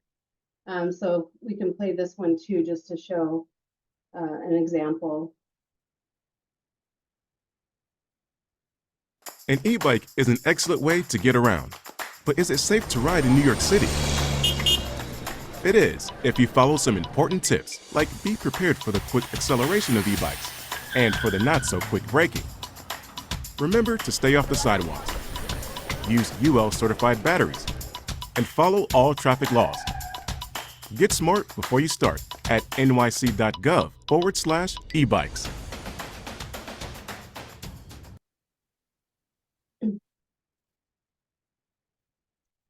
So just thinking about this with some of the questions that Amanda teed up, we really would like to use this as a information getting discussion from all of you, just to get some insight of what you would like to see, what kind of messaging you would like to see. I think we can go to the next slide, Roberto, please. So we're just posing some of these questions for discussion, but feel free to also chime in or ask anything that you would want to know. So our questions are, how would you like to see this campaign delivered? What messaging strategies do you suggest we implement to foster active participation from diverse communities? What tactics or mediums do you find most effective? What kind of messaging would you like to see? So those are some of the basic things that we'd like to know just to get started, but also too in terms of implementation of the campaign, I think this is the important piece. ODOT is can make materials and make assets, but the biggest barrier is getting it out for the public to see. We can do a lot of things like ad buys and putting commercials on like Hulu or YouTube. We can do things like having it be an ad at the movie theaters. We can do social media buys, I mentioned. We could do billboards. We can do all sorts of like types of things, but it's really, I find a lot of the, we get a lot more interactions and a lot more marketing through our partners. We just recently in the last couple of years have partnered with Metro in the Safe Routes to School program with Metro in Portland as well as PBOT to develop a campaign for Safe Routes to School, and we seem to get a lot more traction when we're partnering with other people to do these things. So just kind of wanted your insight on how we can, who would be some good folks to partner with on something like this, or at least ask them to kind of push out some of our work. And I don't know, Amanda, did you want to add anything else? No, I think that's great. I'll just say, I know we're short on time for this, and I'm guessing that there's probably more than definitely going to be more than we can get to. I will send out a survey after this so that you can, with these exact same questions, so that you can think about it. We have some time. And depending on if you want to continue to have a conversation, that's potentially also something that we could talk about a little bit more. Not to put stuff on your own agenda, but we can talk a little bit about it in July too. So anyways, with that, I am going to stop talking so we can open it up.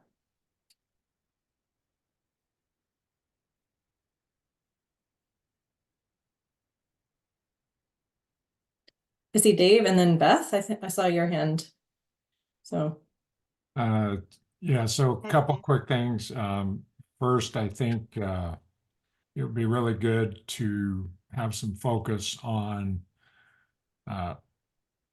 pedestrians and e-mobility users interacting together. There's a lot of concern we hear from pedestrians about e-bikes on multi-use paths and sidewalks and other places. So I think helping both of those communities understand how to coexist would be really good. The other thing is, I think an obvious partner should be the schools, but since we did not change the definition or change the law to allow under 16-year-olds to ride Class 1 e-bikes, we're kind of handicapped at the moment there because schools have, in Bend at least, schools are no longer allowing e-bikes at all, at least middle school. So we can't really educate there, but those people still ride e-bikes everywhere. So except school now. Don't know how to, I think that's going to change, and I think we're going to have to react to that in the future, but there we are. Thanks. I'm gonna step in Yeah, here. go ahead, Beth. I know we only have one more minute. I would just say, I think the thing you need to address the most is different people think e-bikes are different things. And so just, I don't know how you want to address that, but when the word e-bike comes up, it means, it could be a motorized thing, or it could be pedal assisted, or it could be something else. Saying it's different classes, that's not really catchy if you want the whole of Oregon to understand the difference between them. So that's my input. Also, like Dave said, the modes of whether it can be, not the modes, can it be on the sidewalk? Can it be on the bike lane? Should it be with the car lane? And even as this letter we got today, the beach. Thank you.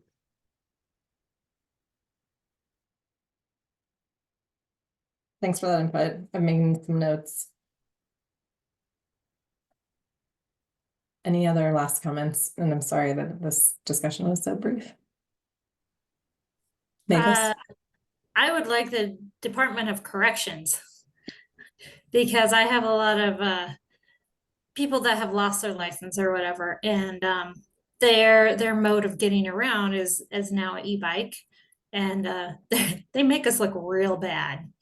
So if there was some way to do an education campaign at that level, I would find that very, very helpful. The other portion of that is like whenever I go out and ride my bike, it is people my age and older that yell at me for my bike navigation skills. And it is because they are upset that I am navigating as a car, which is what you are supposed to be doing. So I don't know how we can reach out to that, the 40 pluses in the world, because Safe Routes to School is very effective at the elementary and high school levels, but is not reaching the parents. So the parents are telling their kids one thing, and the Safe Routes to School is telling their kids another thing, and then they get out of the program and they do a mix of both. So that's my take on the whole thing. So the next thing on the agenda is more discussion about e-bike, but I think we can fudge it a little bit. Anybody else have any more questions for Amanda or Heidi before we move on to the next one? I was just gonna say about the actual production of whatever you do. I've seen the most success in advertisement, like bang for buck, if it's something really surprising and like unknown, because then like I don't know if you know about the Smoking Kills ad campaign and like how outrageous their videos were, and then it was like a lot of people would like show those videos to other people, and it's like you're paying for one ad, but one person just showed it to like their whole friend group. So I think I would, if you could do something like the New York bike transportation thing, that was like boring. Like I would skip that immediately if I saw it. So I don't know. I would say do something different. And also, I think Safe Routes to School is like a really great way to do it. And adding on to the Mavis's thing, like maybe you could do PTA Association Safe Routes to School or something. Just my ideas.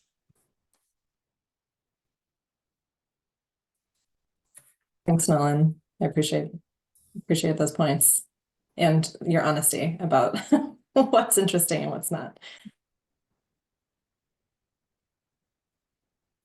So before we move on to the next thing, Amanda, what are you seeing in micromobility? What are some of because our next conversation is about exploring, maybe making a recommendation if we want to regarding e-bikes and things like that. What are you really seeing coming down the pike that we should be paying attention to as a committee?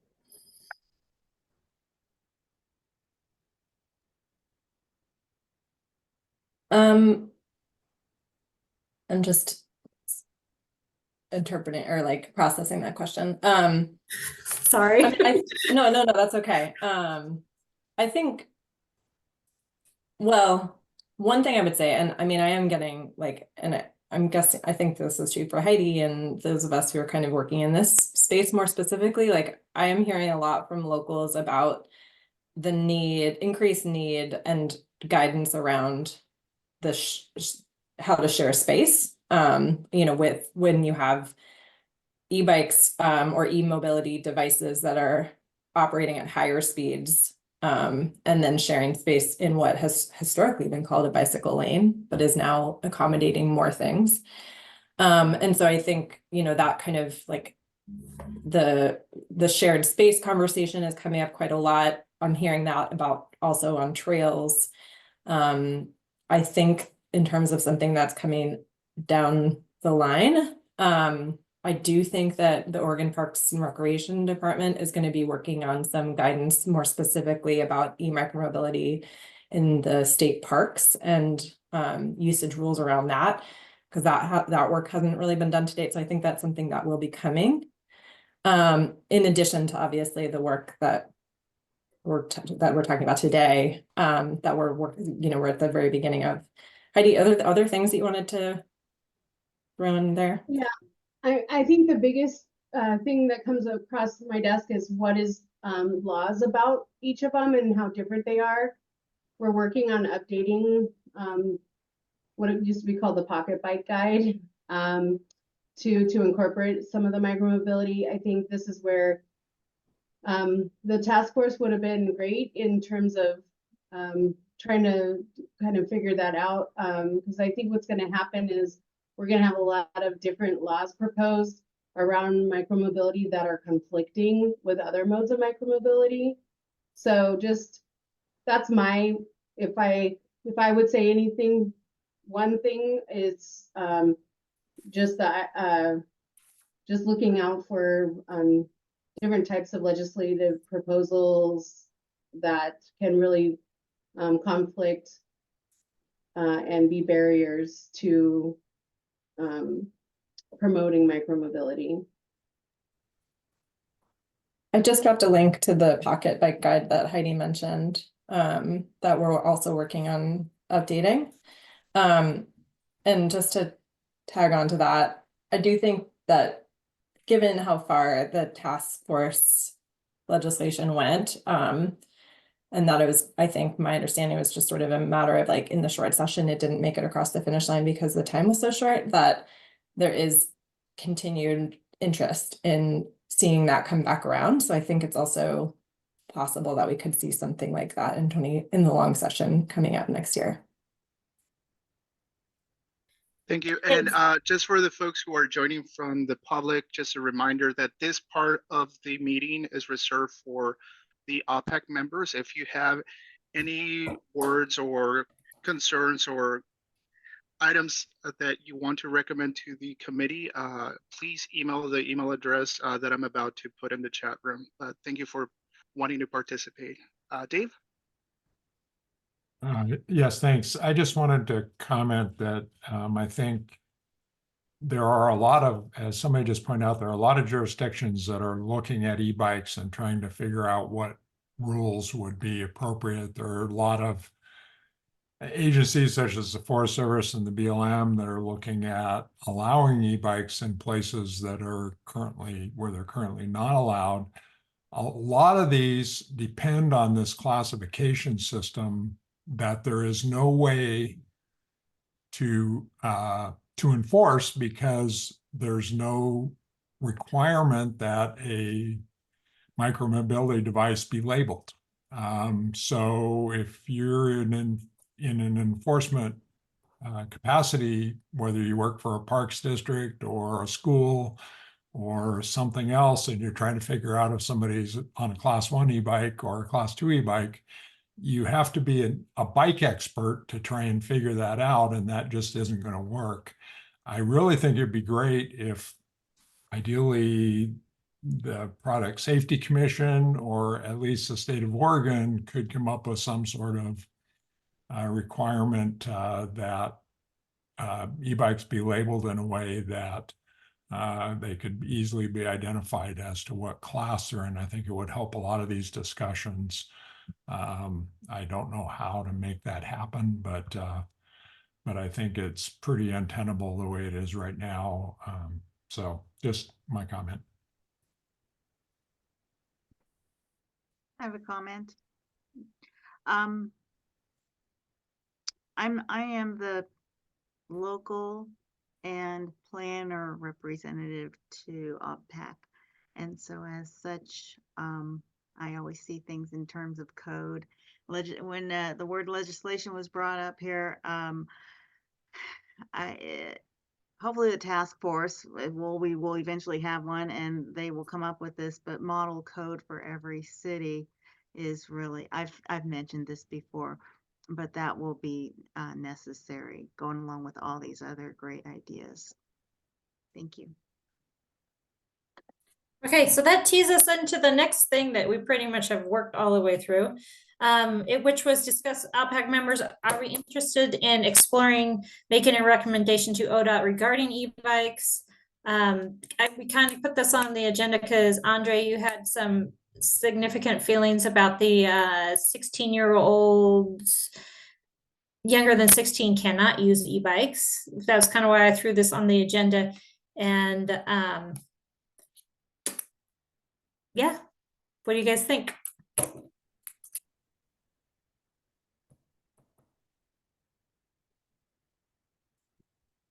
I agree. I feel like it's a pretty, I don't know, if you're 2 or you're 30, you know, you have to go places and use transportation. And I don't think children should be in charge of entire car vehicles, but you know, an e-bike can help them get up a hill. I'm not sure they should have, I don't know, is the 3 the like fastest one or is that the slowest one?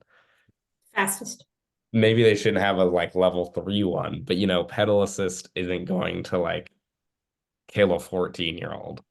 So I don't know. I agree.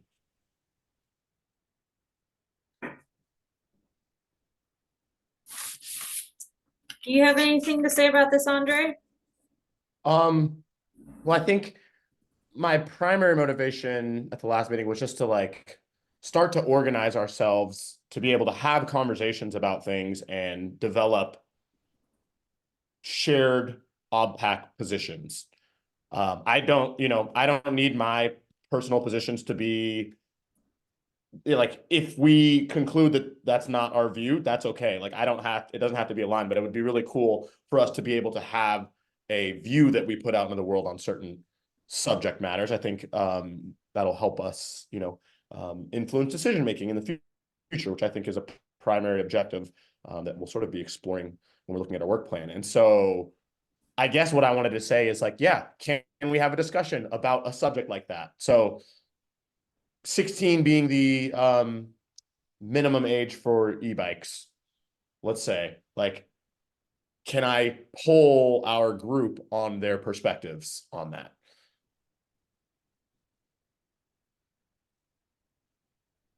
What sure, what's your poll want to say? OBPAC members, do you think the state of Oregon should be regulating the minimum age of e-bike usage? You're asking us now? Yeah. Okay, I'll start. I think pedal assisted should be for any age. There's no damage that can be done by pedal assisted. That's my opinion. Thank you. I second that.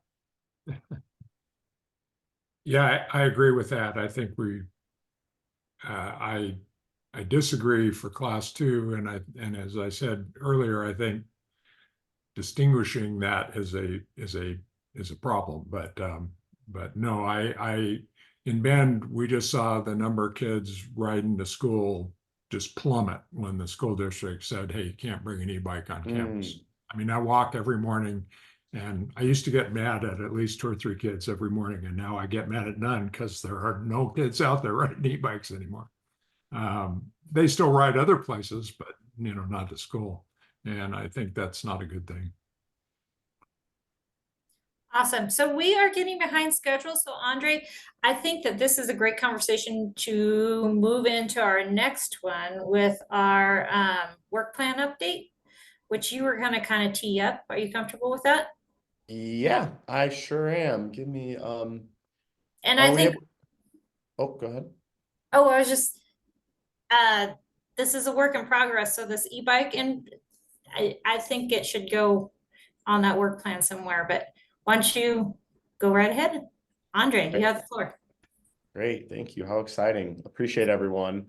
And yeah, I think more than any specific topic, that conversation was just about us being able to submit formal positions. And it sounds like, we can have discussion, and it seemed like we all agree almost. We didn't get a conclusion, but I would be able to say, hey, okay, OBPAC is now going to write a letter to the OTC saying, I still am like unclear about who we can say what to, but to whatever body we can submit things to, we can say we have a unified position that we agree on this thing. And I think that's really powerful to just have a voice. Are we able to pull up the work plan? Or I suppose I could as well. Roberto, if you want to, or I can, it's in the Google folder. I'd be happy to help. That'd be awesome. I'll pull it up. Thank you so much, Leanne. I appreciate you. So this is, so yeah, just to, I guess to give some background, I feel like the OBPAC work plan has been a very dynamic part of our time spent together. There's been a lot of energy on it, and it shifted. I remember it being sort of a big element of conversation when I first came in, and it seems to be this recurring nebulous entity that never gets completely resolved. And so Dave, Mavis, and I met after our last meeting to sort of have a discussion about the work plan. And Mavis did an amazing thing and sort of really cleaned it up and simplified it. And so we wanted to present the simplified version and hopefully spur some conversation that leads us to action. Does that sound good? Am I missing anything? Wonderful. So I think what I wanted to first do is just kind of highlight the three focus areas that were landed on for our work plan, and then we can go into sort of more detail. And I think some of these columns are going to need to be fleshed out, but that can be a part of our work plan if we decide that. But so we have funding priorities and safety. We have leadership support and education in the yellow, and then we have committee health. So yeah, I think we'll just sort of start with funding priorities, and it's set up as we have a focus area. We have either one or multiple goals within that focus area. We have a strategy, which I would like to maybe have a conversation about strategy, about how strategy fits in between goal and action, because I think that maybe is a little confusing. And so I think it'd be good to just like get clarity on that. And then we have a column for actions, which is like very specific. These are the things that help us achieve this goal. Then we have dedicated members, and these are the folks that are assigned or volunteer to put their energy towards achieving that action. Timeline, outcomes, and metrics associated with that. So do those all sound clear and understandable? Great. So I think the work plan has been sort of condensed enough that we can actually go through everything that's on it. And then I have some questions for you all that can maybe spur conversation. So let's start with funding, priorities, and safety. My first question is, do you agree with the goal that's identified here? And I can read it. Ensure ODOT funding program support Oregon bicycle and pedestrian plan implementation, including integrating safety and equity criteria into funding decision-making and prioritizing walking and biking investments in underserved areas with transportation disadvantaged populations. Cool. Any concerns? Maybe that's the way I'll ask it.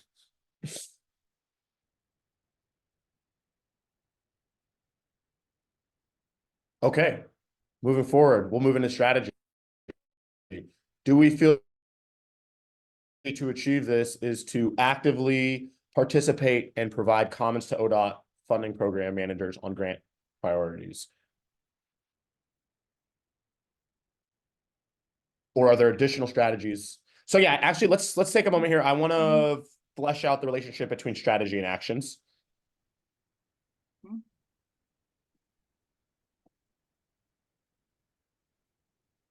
I don't have an answer, so you can't hear me? Yeah, I lost the last few seconds. Can folks hear me? Mic check 1, 2. Now I can. I can hear you. Okay, I can hear you.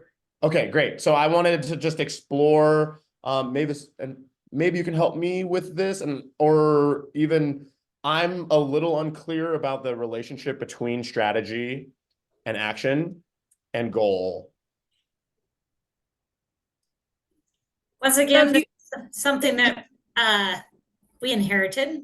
Okay. Yeah, I was gonna say we Great. should get rid of it. I'm a huge fan of just like if it doesn't make sense and you don't, Yeah. and you're like, no need to make sense of it. We can get rid Okay. of one of these columns. Great. or That's my columns. model, is to like bring it up and say when it doesn't feel right and like propose the elimination. To in my sort of framework for getting things done in this world, I think strategy is absolutely important. But I think in this scenario, an action seems to be like the strategy and the action would be one and the same. Does that feel good? Yes, please to get other rid of it. folks? Okay. Yes, Amazing. straight to action. Straight to action. Goal, action. Okay, so request and participate in annual funding program presentations and selections. That sounds like a great action. Oregon Community Paths, our participation in that, absolutely an action. Shout out Alan. I don't know if you're on the call, but shout out. And other folks. Innovative mobility program. Maybe we can have all these spelled out for one. Yeah. That's my Accessibility, request. absolutely. This is a good test for me as a planner. CRP, I want to say climate reduction, no. Reduction.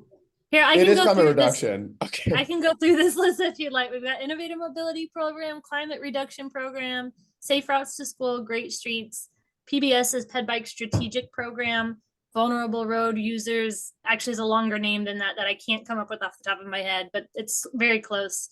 OPRD is Oregon Parks and Rec Department, local government grants. Those actually go out the door through OPRD, but we sit on it. An OBPAC member sits on a committee for those.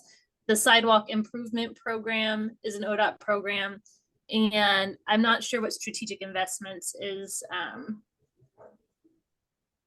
gearing towards, but that I don't think that's a program. I think that these might all be part of this top one, request and participate in annual funding program presentations. I'm guessing this list means Carbon reduction.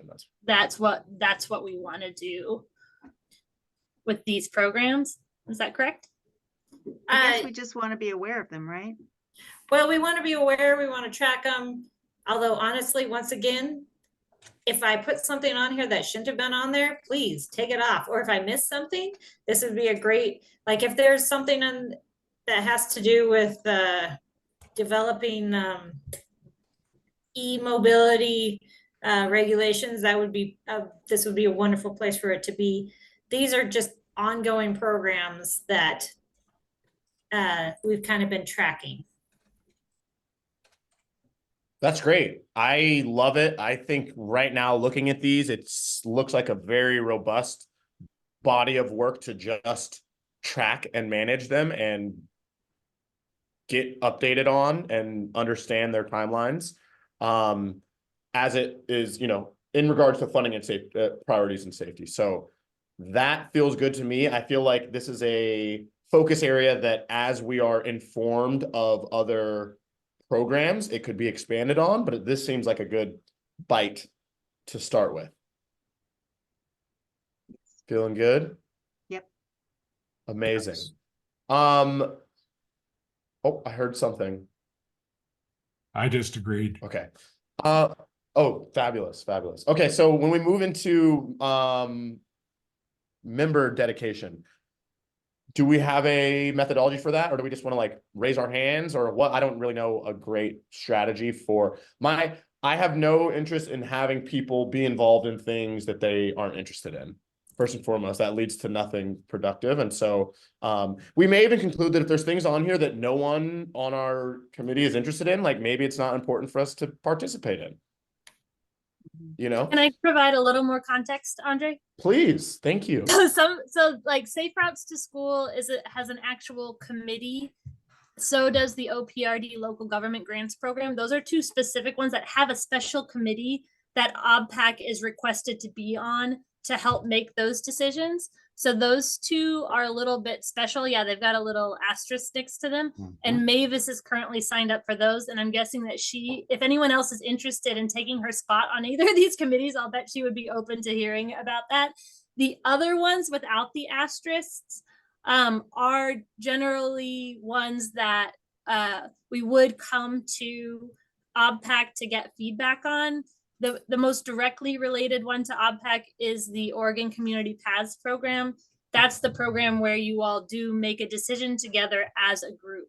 The other ones are more like informational, consulting.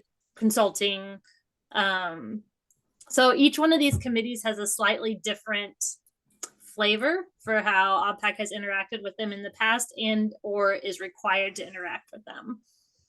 Appreciate that. And so, yeah, I did add the asterisks to the ones where we have sort of assigned seats. A question for you, Leanne, is, you know, like we've been invited to sit on ones. Let's say we are sitting on one and our representative concludes that it's actually not a good use of their time and energy. Are we able as a committee to say, hey, this actually isn't a good use of our time and we would like to reject our seat? Yeah, in general, it's like it's on the rules of that committee that they have a spot for you. I think that you could decline to fill the spot, but they have to offer it. Okay. That's my take on it. So like for the Safe Routes Advisory Committee, it's in a rule that they have to have an OBPAC spot. And I do think there's a good connection there, but I do think that like I don't think anyone can force you all to be on it. Probably same with OPRD. In the same vein, Dell kind of fills a spot on OBPAC in kind of that same way, where OBPAC has a position that's supposed to be filled by the Rec Trails Committee. And so we asked a member of that committee to be on this committee. So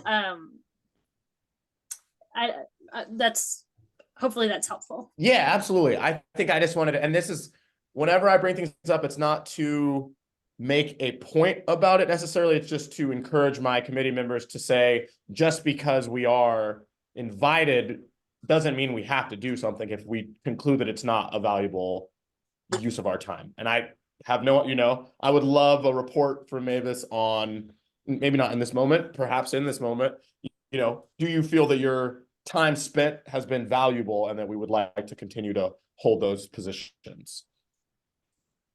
Yes. Yeah. Great. And some of these others we may want to get rid of, but yeah. Great. Awesome. Thank you. Okay. So I think there's I mean, I would like to sort of lean on you all for deciding how we invite people to pick within this topic area what they're interested in.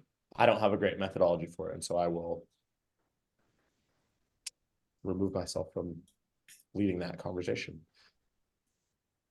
So can I talk here, Andre? Of course. So the idea is this, you know, we inherited it, we have worked with it. At this point, my plan of action, well, my idea that I'm proposing is that we move forward with this. And at the next meeting, which would be in July, which would be in person, that we go through and we put names on these individual things so that we know who is going to be attending what things. And then since they are doing a lot of new hiring, the idea is once Jessica Horning's position is filled, within 6 months of that, I would like to request that we have a workshop that would look at our strategic goals and a few other things. I said it much more adequate.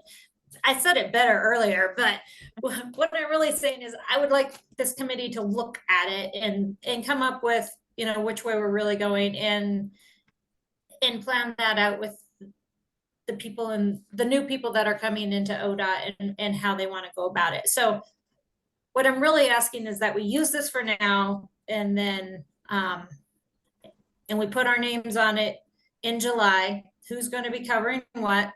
And people like Dave, an ex aficionado, is perfect to put on here. That's why it's member, not necessarily. And then, yeah, that was kind of my idea with that. Does that sound okay? I think that sounds great. Could I suggest that if, at least for the ones in the list that don't have anyone assigned, if we could get a web link for each one of those so that people could go off and look at it at the information that's available on what goes on with that and make their decisions as to what they'd like to volunteer for, that would be awesome. I Right, think so- that there's a little bit of a disconnect between like what that the fact that OBPAC would have a different role on each of these. But for some of them, I don't know if it makes sense to put a person's name next to it, if that makes any sense. Like for example, the carbon reduction program, in my opinion, what OBPAC could decide about that is like, how do you want to stay engaged with it? And if you do want to put a person's name next to it, and then that person decides how you want to stay engaged with it, I think that is an okay way to do it. I think you could also say like, we would like an annual update about the carbon reduction program with ways that we can engage. And then you wouldn't need a person's name next to it. You would just let me know that that's what you would like. And then I would arrange for them to come and engage annually.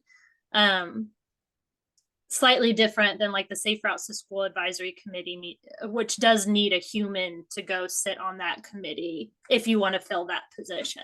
I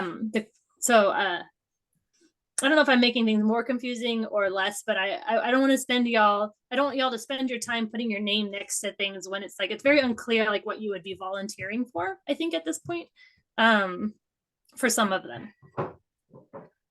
So Leanne, could I maybe add to, I understand what you're saying, but what I'm thinking is we put a name next to it, say carbon reaction, we put a name next to it.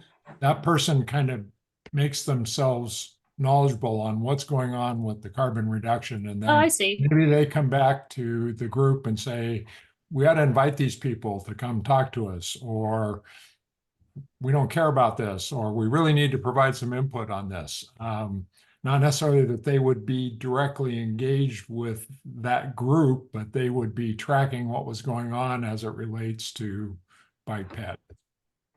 Cool. I like that idea.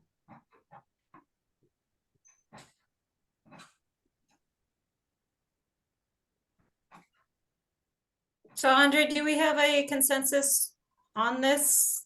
Because unfortunately, once again, we're out of time. Yeah, I think I would just encourage folks to spend some time looking at it in preparation for our next meeting and, add comments. And so just come to our next discussion ready to really dive in and roll up our sleeves. If that feels good.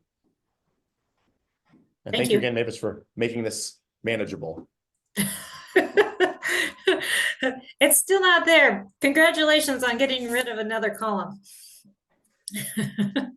All right, Beth, you're up next with the OBPAC bylaws update and more specifically the non-voting members information. Yes, so our bylaws make no mention of a non-voting member. Roberto, could you get that description up on the screen, please? It's in the Google Drive. I can do I'll that go one. ahead and look it. Thank you. You got it? Okay. Somebody. And so a little background for everybody. When Nolan and Dave and I were helping out with recruitment and recommendation to the governor for new members, we realized a few things. One is that we don't really have a description of a non-voting member. What we were first calling ex officio, what Mavis calls ex aficionado. Love you, Mavis. So we're thinking non-voting member and make it very simple and put it on our bylaws eventually. I think for today, it's just deciding if this is the description we want. And if eventually we want to ask to have it added to our bylaws. I'm kind of breaking it down and taking it real slow because I realize there might be more things we want changed in our bylaws, such as it doesn't mention that that we have time limitations. And so it was mentioned on our website, but it's not in our bylaws. So that's one example. We might come up with more things that if we're going to ask to have our bylaws changed, we need to be we need to look at it closely and make all our asks at the same time. So, but for now, among ourselves, does this seem like a good description of the ex officio? Please read it and discuss if you think it needs discussion.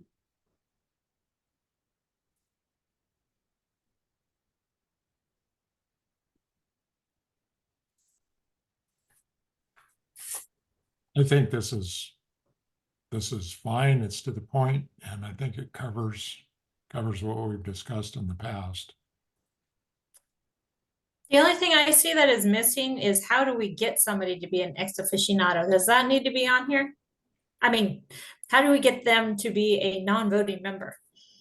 Right. And in the past, okay, yeah, hold that thought. In the past, it's because we've seen so many great, in recruitment, we have found a couple more great people, one or two that we really don't want to lose.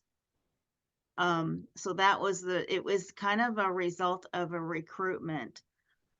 But this is open. It doesn't, you're right, it doesn't say how.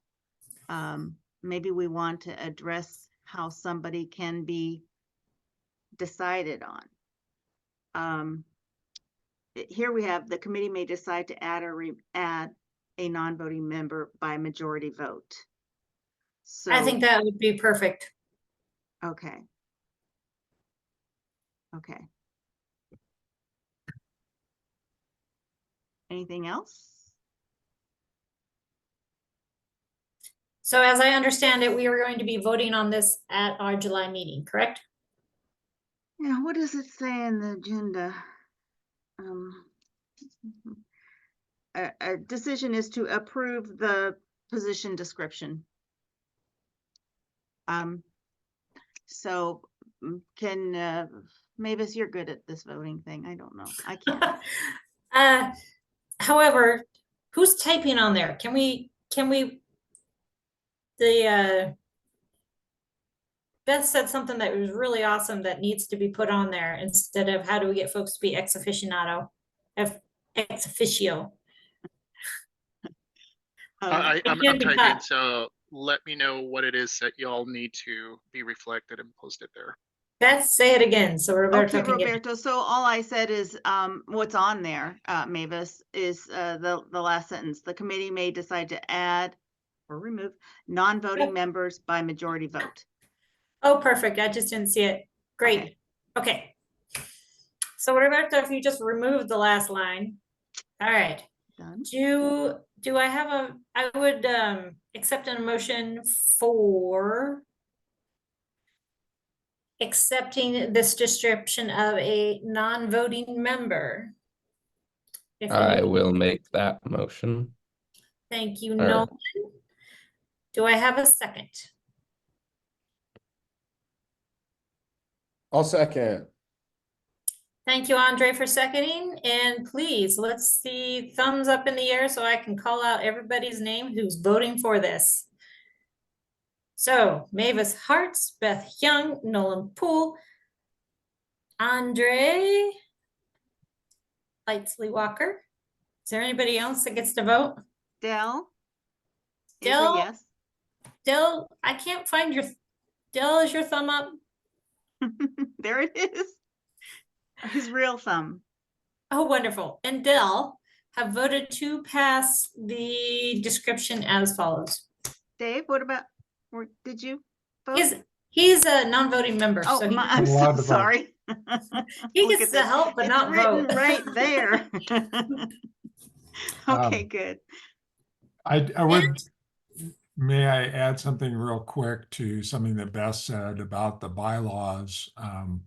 The bylaws can be changed by majority vote of this committee. They do not require any outside approval. Is that right? Yeah, it states that in the legislation. So once we figure out what we want to change, we can change it. That was my only comment. Okay, then maybe we can put on the future agenda, changing our bylaws to add the known voting member position, or we could do it right now. What do you think? I think that's for next meeting. I think Okay, we had it set up so that we would jump through this hoop this time, and then next time we will deal with the bylaws, because we had conversation about time limits. okay, yeah, so bylaws changes next meeting. I'm making a note of that. And also, we need to have the bylaws added to the Google Drive or to the next agenda. Okay. Wonderful. Since we have a couple of seconds, what do you guys think about so in our bylaws, it does not have a term limit. See, I thought that there, on the website, it says that you can do two terms, of which I am about done with. It does not, nowhere else does it say that you're out after 2 terms. It just says it on this website. And then, but I support the 2 terms in your out idea, because this is one of the conversations that we have been having with another advisory committee. And it was that people get on there and they're just on forever and they throw the weight around. So I like the idea of having a term limit. However, we do not have one at this point.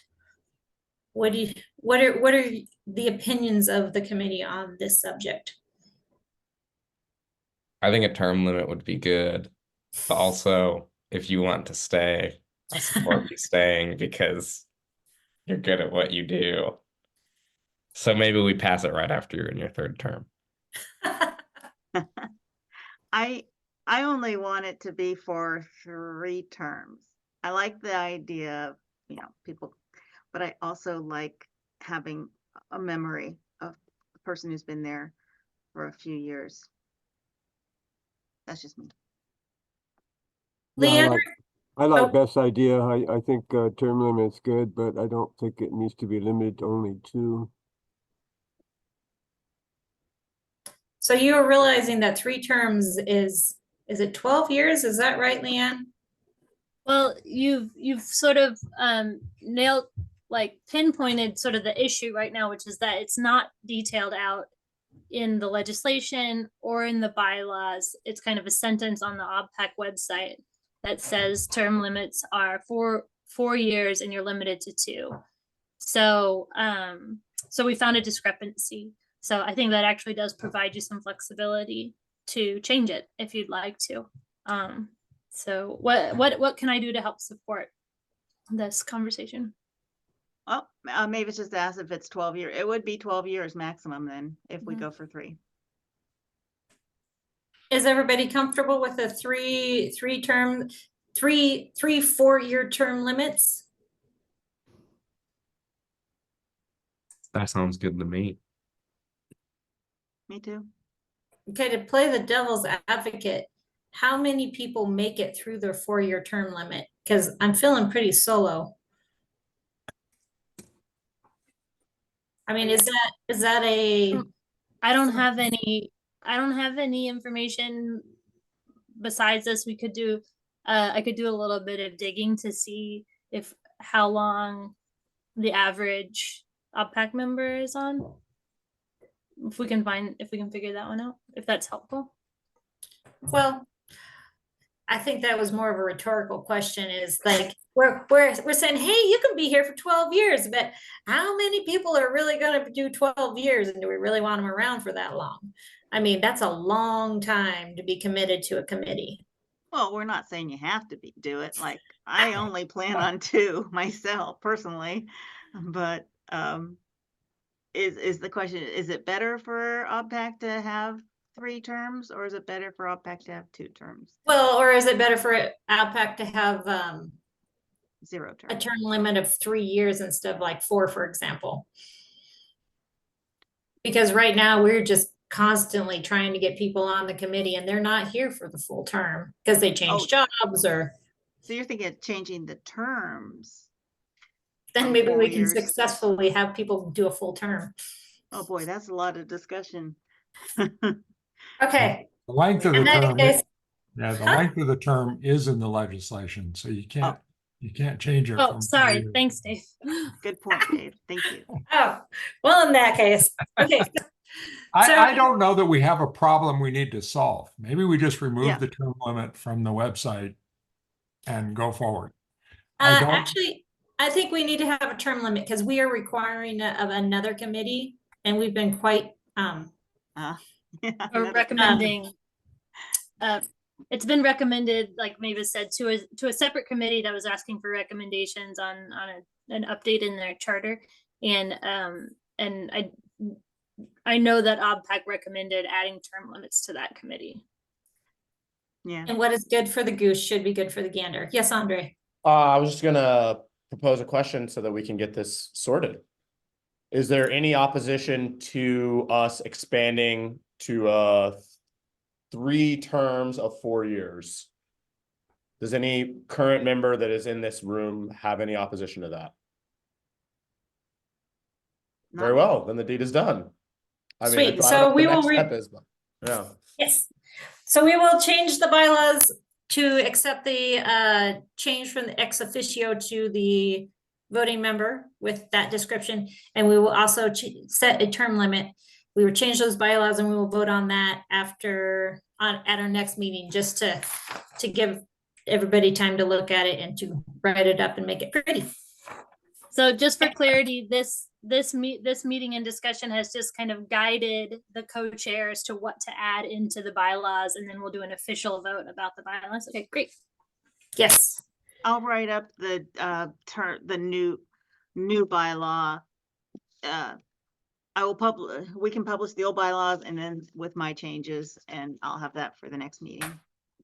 Perfect. Thank you. Can I make things interesting potentially for just one second? I'm totally okay if you reject this idea, but I would be open to restricting the 3rd term to 2 years. So that way it's not 12. It's 10 maximum. Something to consider. Just Yeah. Again, Andre, unfortunately, the length. Oh, of it's the length. You're right. Ah, silly me. Change that. Yeah, touche. Points for being creative, Andre. 2 points. Okay, we are to our roundtable. So first up was the co-chair. Beth and I attended a multimodal chairs meeting. As I said before, basically we covered everything today that we covered there. With the Oregon Highway Plan is coming into play, and the plead for money, and make sure that you talk to all your representatives so that possibly we could have actually enough money to fund a transportation system, which would be new and exciting. And that's what we learned at that meeting. And then Beth, did you have an update from Mac? Before I go on, Mavis, could you, maybe everybody doesn't know what the multimodal chairs, means. Oh. And then it was also another group. Yeah, so it was the multimodal as well as the acts. So like NEACT, the more of the lot of commissioners. Area Commissions on Transportation is what the ACT stands for. And there are multiple areas of Commission on Transportations in each ODOT region. I think there are like 12 total throughout the state. They're on the ODOT so they're website. they're local groups that meet to discuss topics around transportation and help advise ODOT. Yep. And then the One of the other multimodal is yes, any other mode.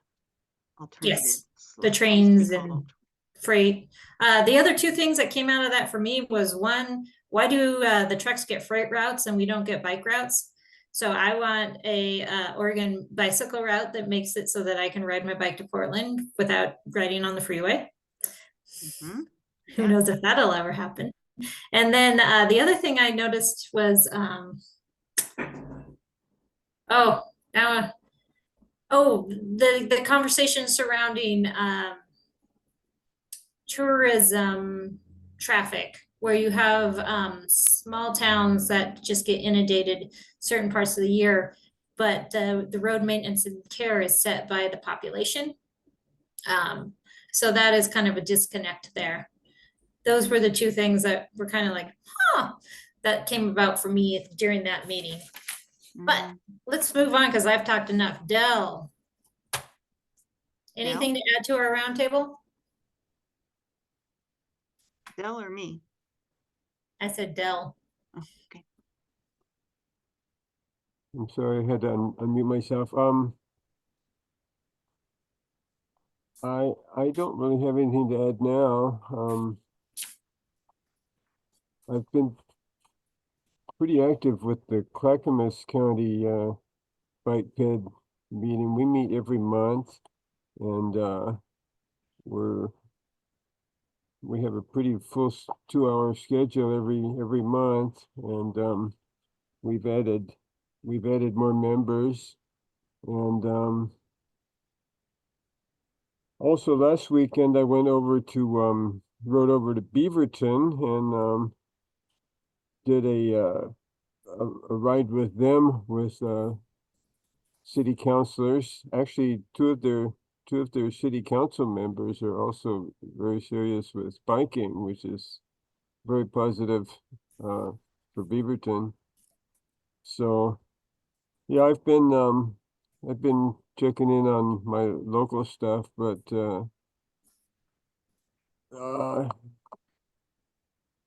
ORTAC, the Oregon Recreational Trails, has been sort of a disappointment ever since the pandemic. It is not it has been inactive, basically. Basically hasn't met or done anything, so that's a bit of a disappointment. Part of it was because the Parks Department got so downsized, and they're building back up now, but they haven't we haven't done anything. I mean, it's like the committee doesn't even exist anymore. So that's all. Thank you for your very sad information. Dave, do you have anything to add? Just a comment on the ODOT roadshow, right? I mean, the big problem for ODOT is not really deciding what they want to do. The big problem for ODOT is convincing legislatures to raise taxes, which is something legislatures absolutely never want to do. So if you want to help ODOT, what you really need to do is lobby your legislature to get their, to pull up their pants and do the hard work, because it's going to be hard. Let me interrupt right here. Portland has a gas tax, and it passed vote with flying colors. So people are not totally averse to passing taxes, and gas tax is I think one of the more equitable ones. Although with fewer and fewer gas-powered cars and more electric-powered cars, that might be problematic soon. But anyway, that was what was brought up at the meeting, is that we're 25% more efficient, and so that means 25% less gas being purchased since 2010, I think it was, and so that's part of the problem. Yeah. That's all I had. Thank you. Thank you very much. Beth. Okay, I'll give you the MAC update. So I attended this meeting with the Mobility, what's MAC? Mavis, what's MAC? Mobility Advisory Committee. Okay, thank you. Made up of a certain percentage are freight people. And to back up, they have been audited and they are really working with ODOT. ODOT's working with them to make them, I guess, more open in what they do, etc. And they are coming up with a new charter, and that meeting I attended was mostly we attended, Mavis and I, ODOT people just saying what the new charter is. It looks very, very good. I recommend you look at it if you want. And I had just simple comments, one on grammar, a couple on grammar, but then the other is that one of their definitions was a little too freight / car centric. And so they asked me to define it. It's road diet, what a road diet is. And so I gave them a couple options that I found. And so that's the upshot of that. So things are looking good for the MAC charter, I have to say. That's about all I have to say.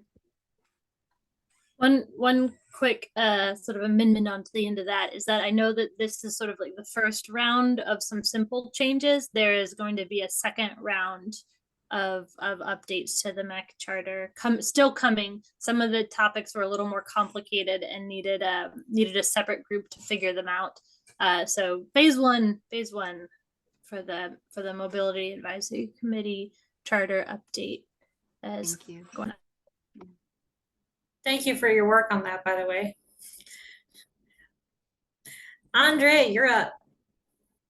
I think just probably an exciting OBPAC crossover update is that I am now the lead for Metro's Complete Streets program.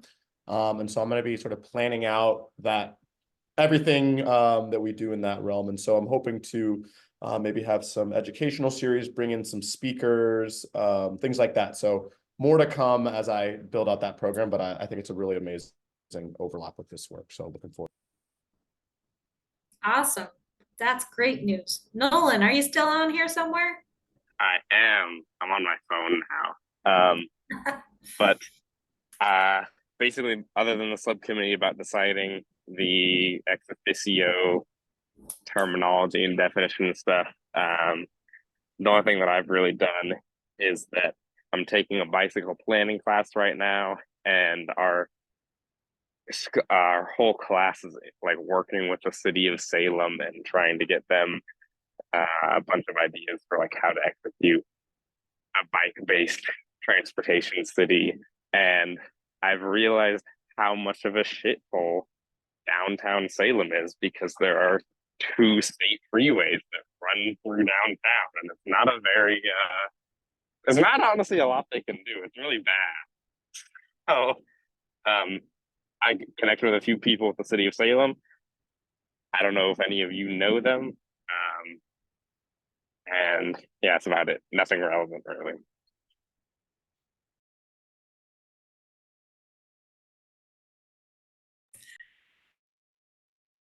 Mavis, you're on mute. Oh, there we go.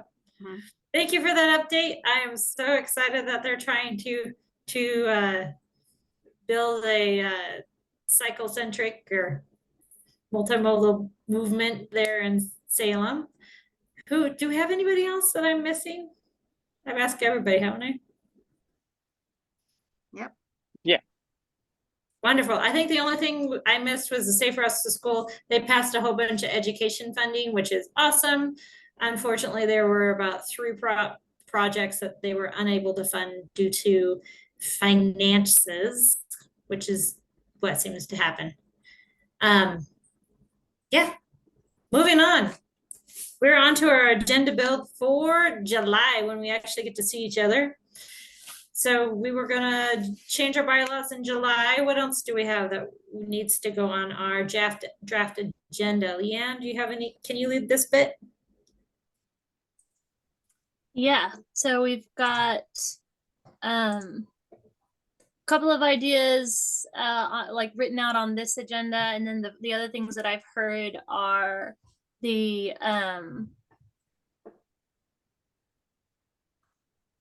additional audit update information is not on there. We bumped the vulnerable road user program, so that is on there. And continue talking about the Joint Transportation Committee roadshow planning is something else I heard in this meeting. Nolan's letter approval. We're gonna have the letter, and we just need to approve it, and we're going to discuss about ourselves about going somewhere. Yep. Nolan's letter. Sounds like you would like more work planning time. Just to put names on it. We're done discussing. We're just going to put names on it. Okay.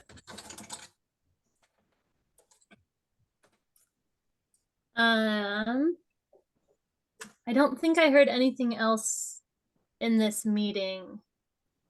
Leanne, did you say that the vulnerable user crash response program is we're not going to get that update? Or? No, we are in July. Okay, we bumped it from this meeting to the next meeting. Okay. So we're doing a longer site visit. We've got our co-chairs election, update on the innovative mobility program, the vulnerable road user program, the audit update, the Joint Transportation Committee roadshow planning / Nolan's letter, and some work planning time, putting names on it. Great. Anybody have anything else that they would like to see added?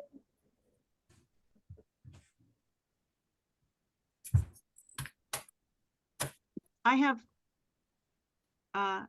give e-bike input to Amanda. I wrote that down, but I guess that's just for between meetings. So, okay. Yeah, she'll provide a survey to OBPAC members. I think general public can look for further engagement into the future. Right now, we're really ahead of schedule, and we're doing some brief outreach to OBPAC before we do external partners. So that will be between meetings. If you want them to come back at any point, please let me know, and we can engage with them again on micromobility and e-bike information. I don't have anything to add. It'll be a packed agenda from what I can tell just on that list. It's going to be a pretty good agenda. Yeah, do we need to add, or are we good? Do we need to add more to our agenda, or are we? I think it's already pretty packed from my perspective. I'm more thinking like, is there any information we can gather between meetings that could help move some of these along more quickly? For example, you guys have your work plan document. Do people just want to add their names into it, as opposed to like between here and there, and then we can use our work planning time to get folks set up and give them what they need in order to I think that's a great idea. So those are my only questions, because I think it will be a packed agenda. How about can we do a date on that a week after Nolan comes out with his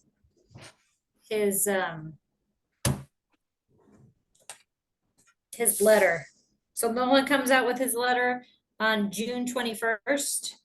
So can we have any comments on Nolan's letter and names on that document by the 1st of July?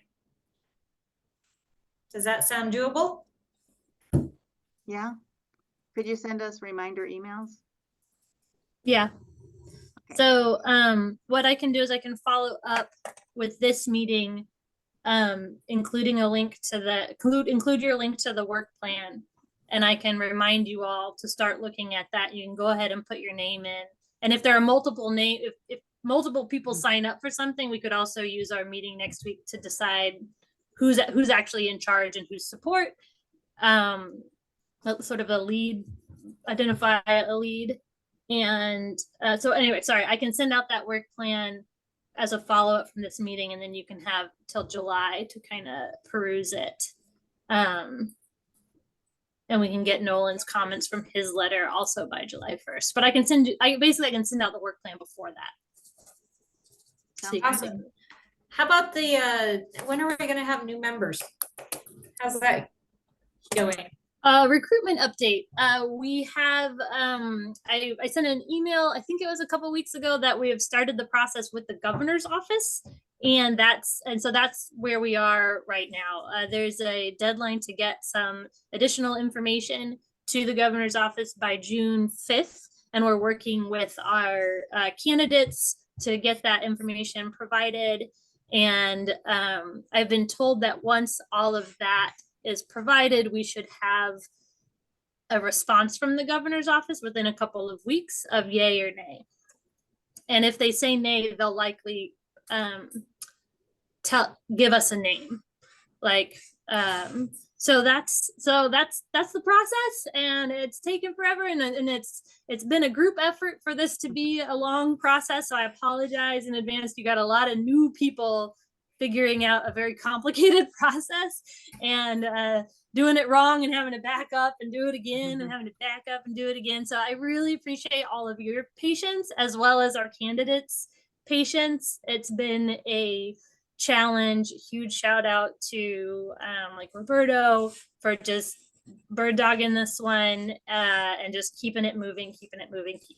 So thank you for asking. That's where we are. Like, we are headed for it. So the goal is we will have set names with formal invitations by our July meeting, so that we can finally really include those voices on the committee and really build our committee back up to 8 members, so that we can start digging in on the work. A 5-member committee is a very small committee to do work. So if you were feeling it at this meeting today of like, oh, like I got to put my names next to things, and now we need more co-chairs, like you're not alone, and you're not nuts. Like, it's like we're down a couple of members, and it's been a long time since you've had your full 8 members. So your patience has been really appreciated, and we anyway, I feel like I'm an apologizer, so I can apologize for many more minutes, and you all don't need that, so I'll stop talking. Thank you for moving it forward. Yes, I'm so looking forward to having a full committee. We Anything can else? celebrate in July. Yeah. I definitely. We got 3 more minutes because, well, we went fast. Anything else?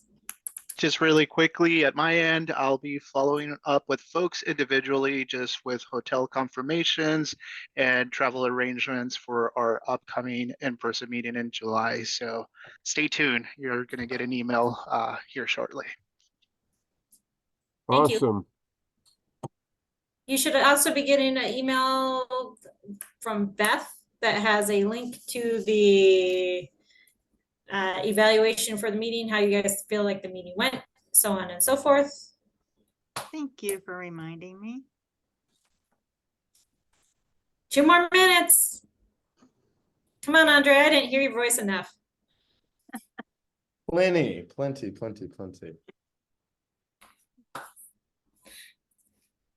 Where Thanks, are you, everybody. Where are you, Andre? What's with all the palm trees in the background? Oh, it's virtual, but I'm going on vacation tomorrow to Detroit. That doesn't quite look like this, but it's vacation nonetheless. Have a great time. Safe travels. Thanks. All right, I'm gonna call it. We're at an end. Thank you guys for being here and being present. Great meeting. Thanks, everybody. Wow. Looking forward to seeing you all in July in person. Yes. Bye. Bye.